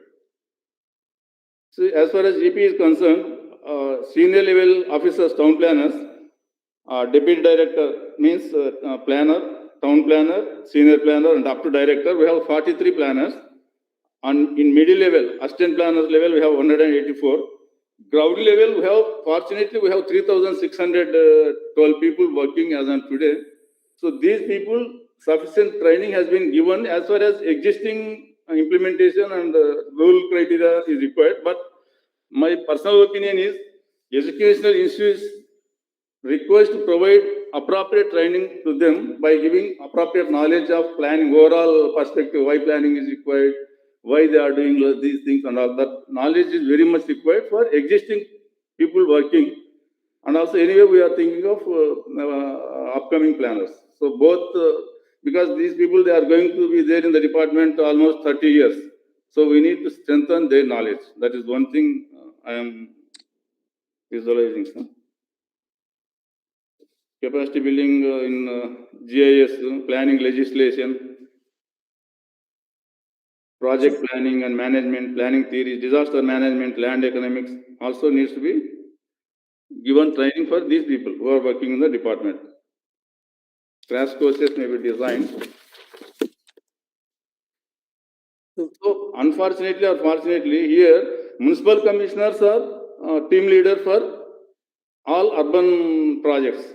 Here, junior assistants, bill collectors, sanitary inspectors, sanitary maestri, they have been promoted as municipal commissioners, because these are all small municipalities. About 80 to 90 municipalities are less than 70,000 population. So they do not have proper planning knowledge or urban management skills also. So we need to strengthen them also. Actually, training is required in urban planning and urban management, and also certain percentage, because sanitary inspectors, bill collectors, junior assistants are becoming commissioners. Why can't planners? These people who are working as planners may also be given opportunity to work as municipal commissioners. Certain share may be prescribed in state laws or somewhere.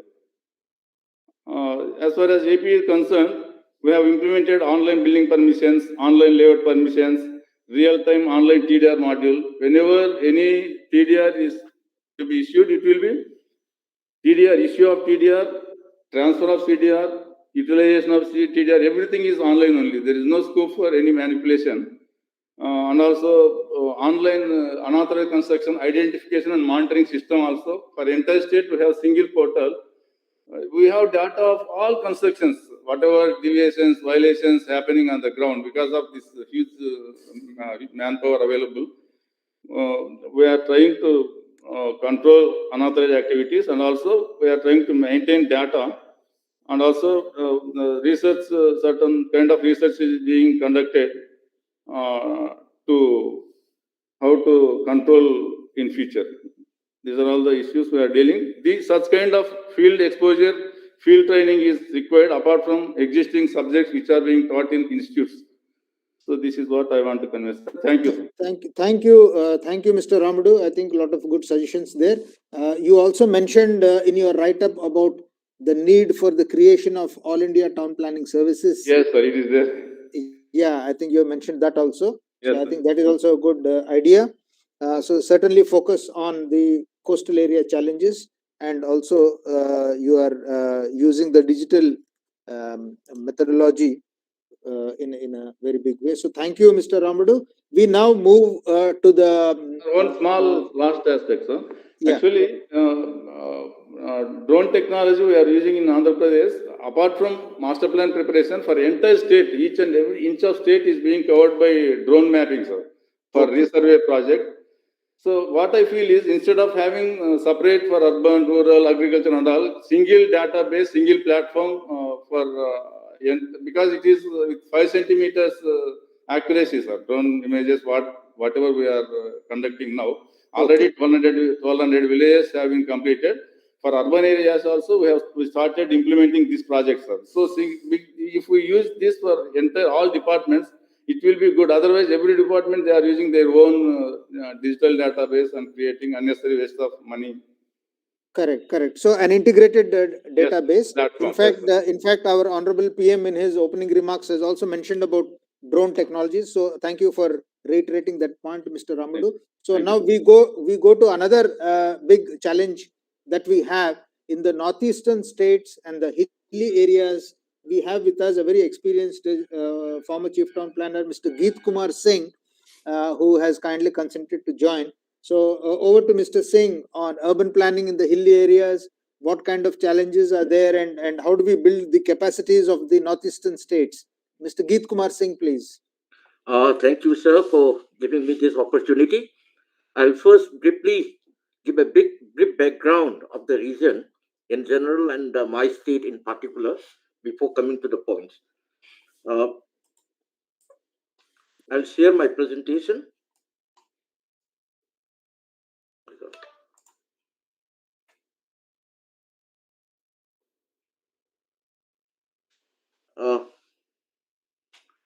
Good day.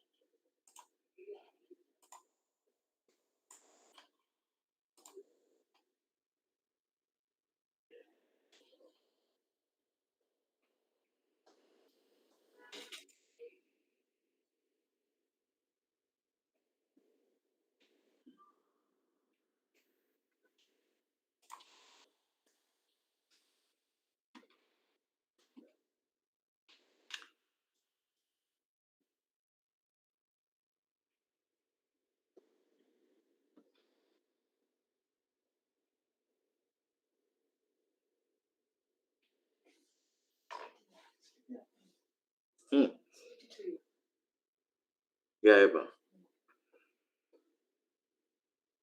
I think the screen is not visible. Yeah, that's okay. I think you can just leave it. You can email the PPT to us later on. You can just go ahead and you can speak.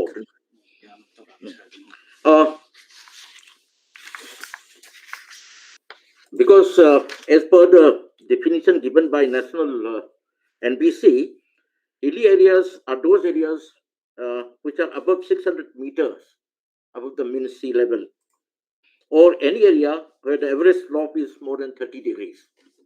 So this is the definition of hilly areas. And hilly areas have a very sensitive ecosystem. It consists of mountains, rivers, and the most challenging factors are drainage systems. Because hill areas have unique problems, and You have unique problems and potentialities due to the geographical settings, its socioeconomic conditions, and environmental factors. There's greater need for uniform hill areas policy at a national level, and when it comes down to the local level, there should be enough flexibility at the time of flexibility should be given to the states at the time of implementation. Now, this is a map of India, Northeast India, and Manipur. So, Manipur is located in the northeast corner of the country. Uh, and see, this is a physiographic map of Manipur. Um, it's a hilly terrain. Valley portion is very limited. So, drainage is always a big challenge while planning for the towns in Manipur. So,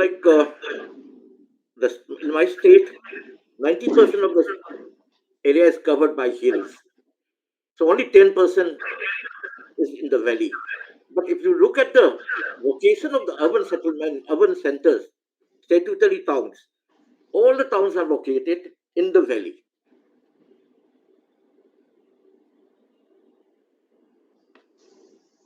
So, we have only one class 1 town, there are no class 2 towns, and there are many class 3, 4 towns.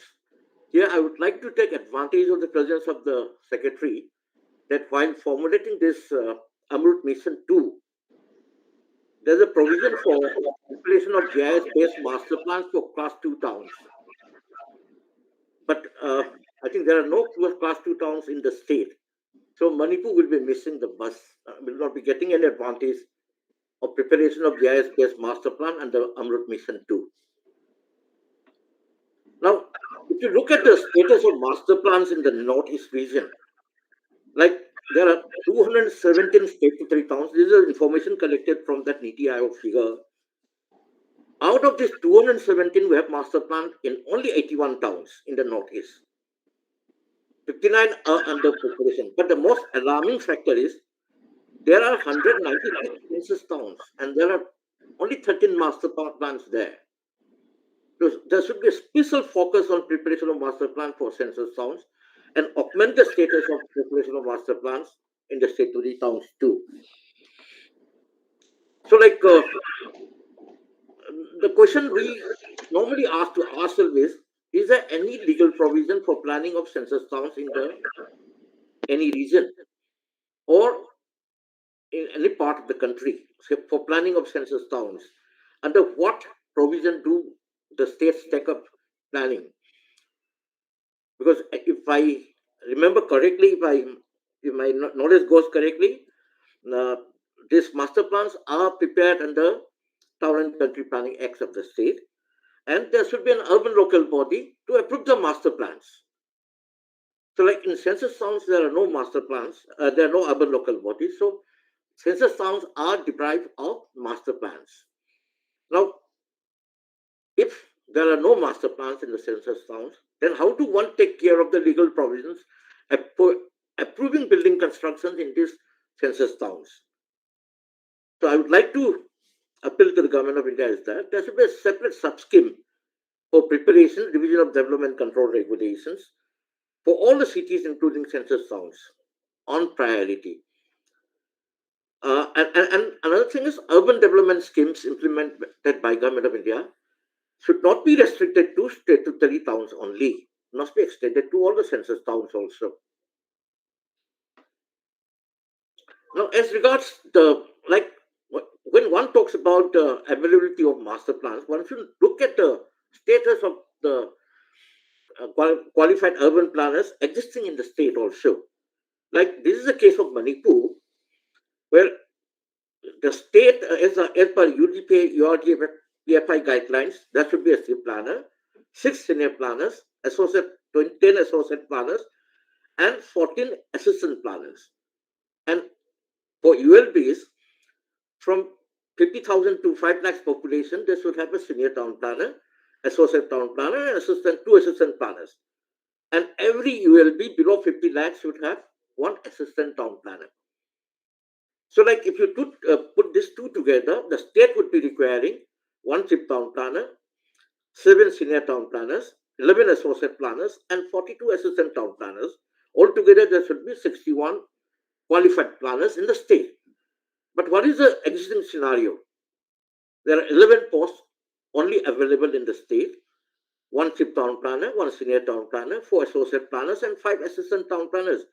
But the grim part is that the post of lone chief town planner is lying vacant right now. That of assistant additional chief planner or senior town planner is also lying vacant now. There are only 2 associate planners posts filled up, and all the 5 posts of assistant town planners are lying vacant.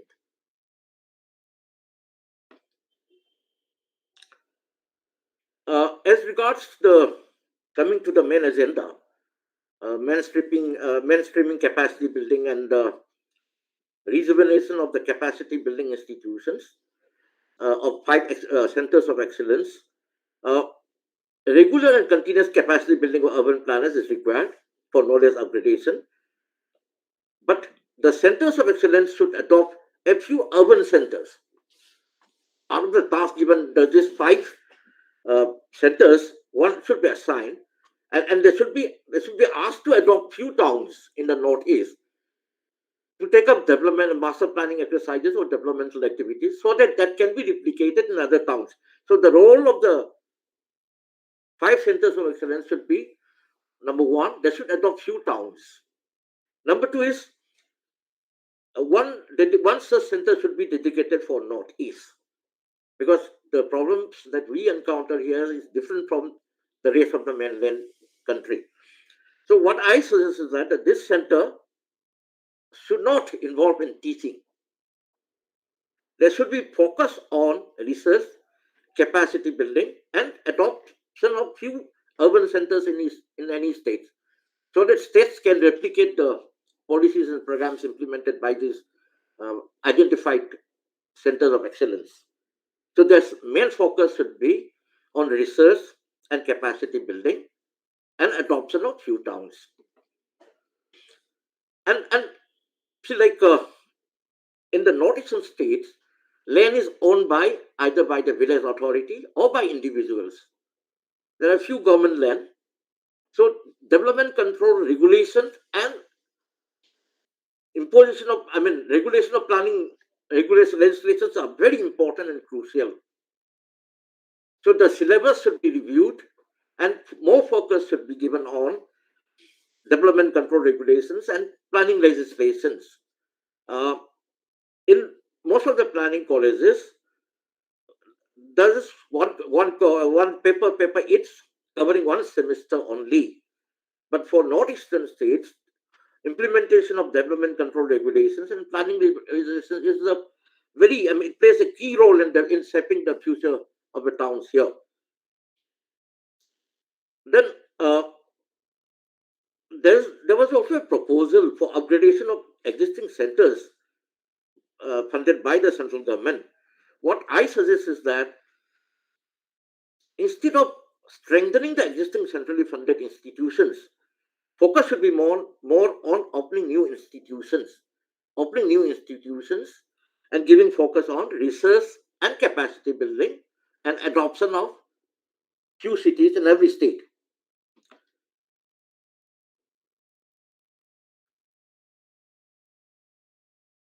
Like this acute shortage of planners is a major cause of concern, because there's very less attraction in the younger generations for undergoing PG courses and B-plan courses.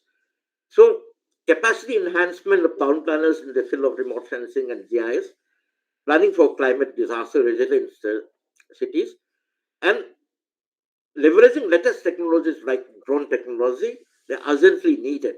But one should keep in mind that there are only 2 qualified town planners in Manipur, and you can't think of sending them for capacity building. So most of the capacity building activities should be online.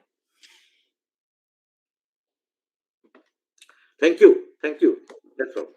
Thank you very much, Mr. Geet Kumar Singh, for highlighting the problems and challenges of the Northeast and for those excellent suggestions. We now come to Mr. Saibal Thakurta.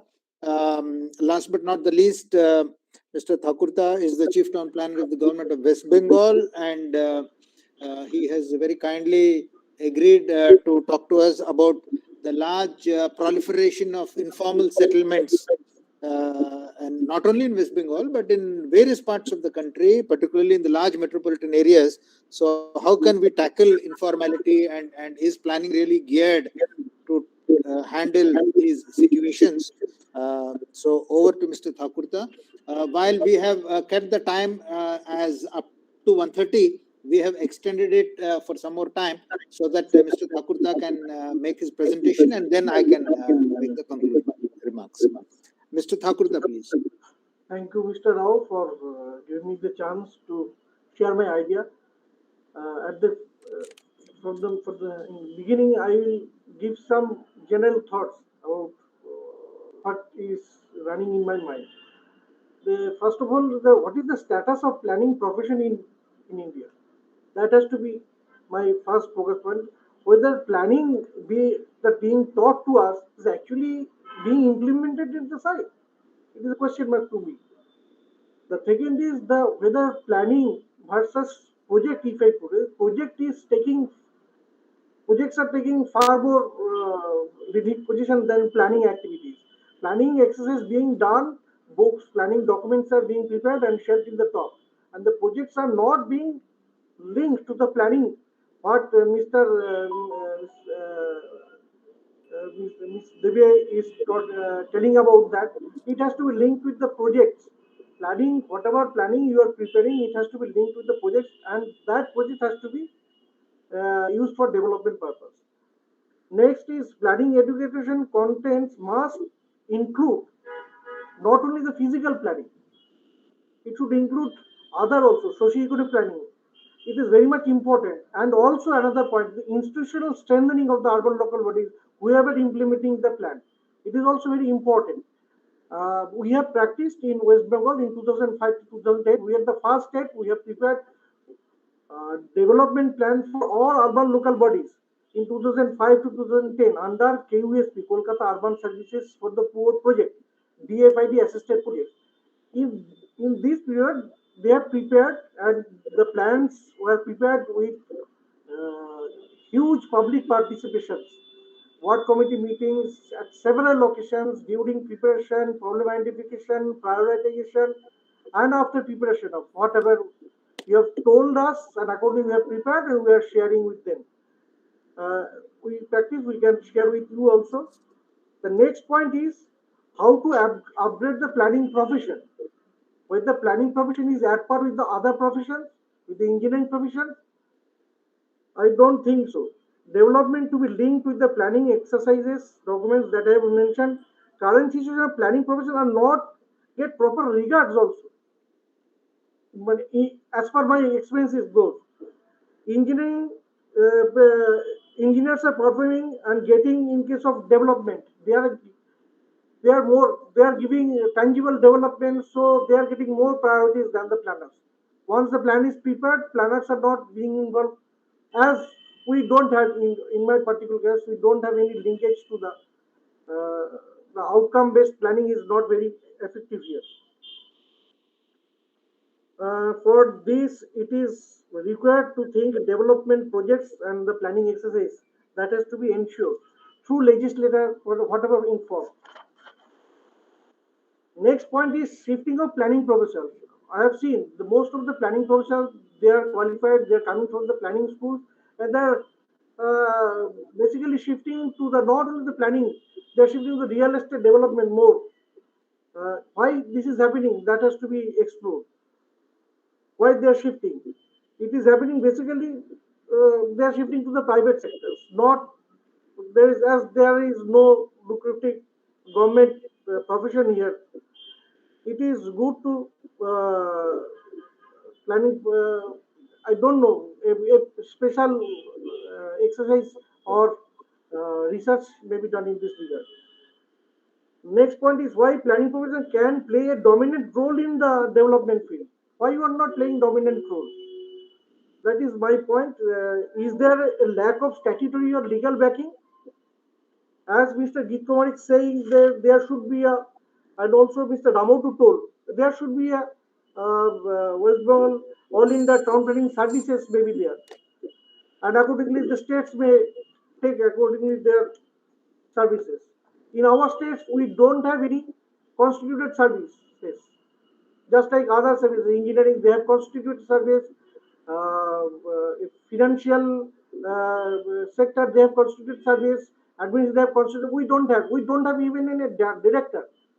I don't know the other states. Some of the states have directorate, but you don't have any directorate. We have only 40 planners in the states, out of which KMD have 14 planners, and the town planning in the department we have only 5 planners. I don't know. We have 125 urban local bodies. How this can be managed? The budget told about center of excellence. I am also proposing that it should not be the existing colleges to be declared as center of excellence. It should be a separate institution. The institute will more focus on the research side and implementation side. Maybe some capacity building they can perform, education facilities may be there, but in this excellence center of excellence, there should be active role of state governments also. Participation of state government is very much necessary, as the planning is the state subject. That has to be considered. Uh, then in governance, it should have active participation that I have told you. Another point is the planner's entry. The government body, the public service, their entry, their post graduation, after post graduation, their entry, they are getting same salary with the other engineers. I don't think why. Is the planning education is not is why then we are taking 7 years to study planning to get the same salary. I don't know. It is not at par with the other, both in terms of qualification and experience also. We are not really recognizing B Pharma as equivalent to the B Arts also. For B Pharma, they are asking for 3 or 4 years more experience. After that, they are treating, whereas the assistant engineers can be recruited fresh graduates. It is very, I don't know how can be it can be done. Uh, there should be a, that I have told you. And another thing is that the developments we are talking about, the state scheme, the central scheme, most of the schemes, the development they are talking, it is not equitable development. I don't know if we are putting 1,000 crores for a town, and the other urban local bodies are not getting a share. They are a tranche of funds. So the central schemes has to be think about the development, equitable development perspective. That is my objection. That is EODB. EODB is stating that that we have a unified rule book for the entire state. How can it be possible? That is my question. Rule of development authorities and urban local bodies. It has to be relooked under 74th, 73rd Amendment Act. After so many years of see after 1992, the what progress we have made towards this amendment. What will be the role of development authority? If the urban local body is the third tier government, then what is the role of development authority? That is statutory, legal, other provision has to be relooked in this point of juncture. This is my submission. I Thank you. no new point to add. Thank you so much, Mr. Saibal Thakurta. I think we have exceeded our time by about 10-15 minutes. But nevertheless, I think we had a very fruitful discussion. I will just take a few minutes to quickly summarize. I think we started off with the Honorable Prime Minister giving the emphasis on Atmanirbhar Bharat. How is it that we can make urban planning for ourselves? Urban planning in India, as we are all aware, is something that we've borrowed in the modern context, in the contemporary sense. We've borrowed it from the British. Like all other laws, urban planning laws also came from the crown, and we have been following that system for over 100 years now. But with the development of technology, which is the transformation, evolution, and transformation of our society with modern ways of thinking, how is it that we can move forward and make things more appropriate for us, and how we can transform the urban landscape? These were the words of the Honorable Prime Minister. So if we are to transform the urban landscape in the next 25 years of Amrit Kal, what is it that we can do? I think the budget 2022 has given us a broad direction. The Prime Minister has given us the inspiration. Now it is for us to make it happen. So our Honorable Secretary, Mr. Manoj Joshi ji, has given us the opening remarks. He has called for the implementation and way forward. The views have been presented from various quarters. How is it that we can change the top-down approach? How is it that we can bring about a variety of approaches so that we can move forward with the emerging technologies? And as we are all aware, practice in urban planning is happening in a fragmented manner. There are various institutions. The policies don't really come down to the implementation level because there are so many other problems which are there, not just the educational capacities or human capacities, but also in terms of the organizational abilities and the legal framework that we have inherited from the past. So there is a lot of need for change. And some directions we already have in the state of Maharashtra, the state of Haryana, the state of Andhra Pradesh. These have already shown us that there are different ways of looking at it. If the state of Gujarat has become very popular with their land pooling and town planning schemes, maybe Haryana has become very popular with the public-private partnerships, and maybe Maharashtra for something else. So there are initiatives, there are best practices. We need to learn from all these. And on the specific areas of capacity enhancement, several suggestions have come about. On the centers for excellence, their need to focus on greater research. On the socio-economic dimensions, the orientation to collaborative planning. What is India specific is a question that we need to really answer for ourselves. And what new capacities that are required? How do we understand the overall ecology of Indian cities? And how do we prepare the youngsters for the future? And how do we also enhance the capacities of people who are already in the driver's seat in various government departments? So I think we had very fruitful discussions. We looked at the coastal areas, we looked at the hilly areas, we looked at the northeast. So we looked at a gamut of these, I think it was a very fruitful discussion. And very soon we will be compiling all the suggestions that we have received. And for all the people who are listening in, our emails are known to all of you. So please do send in your comments as well on the chat box or on the email box.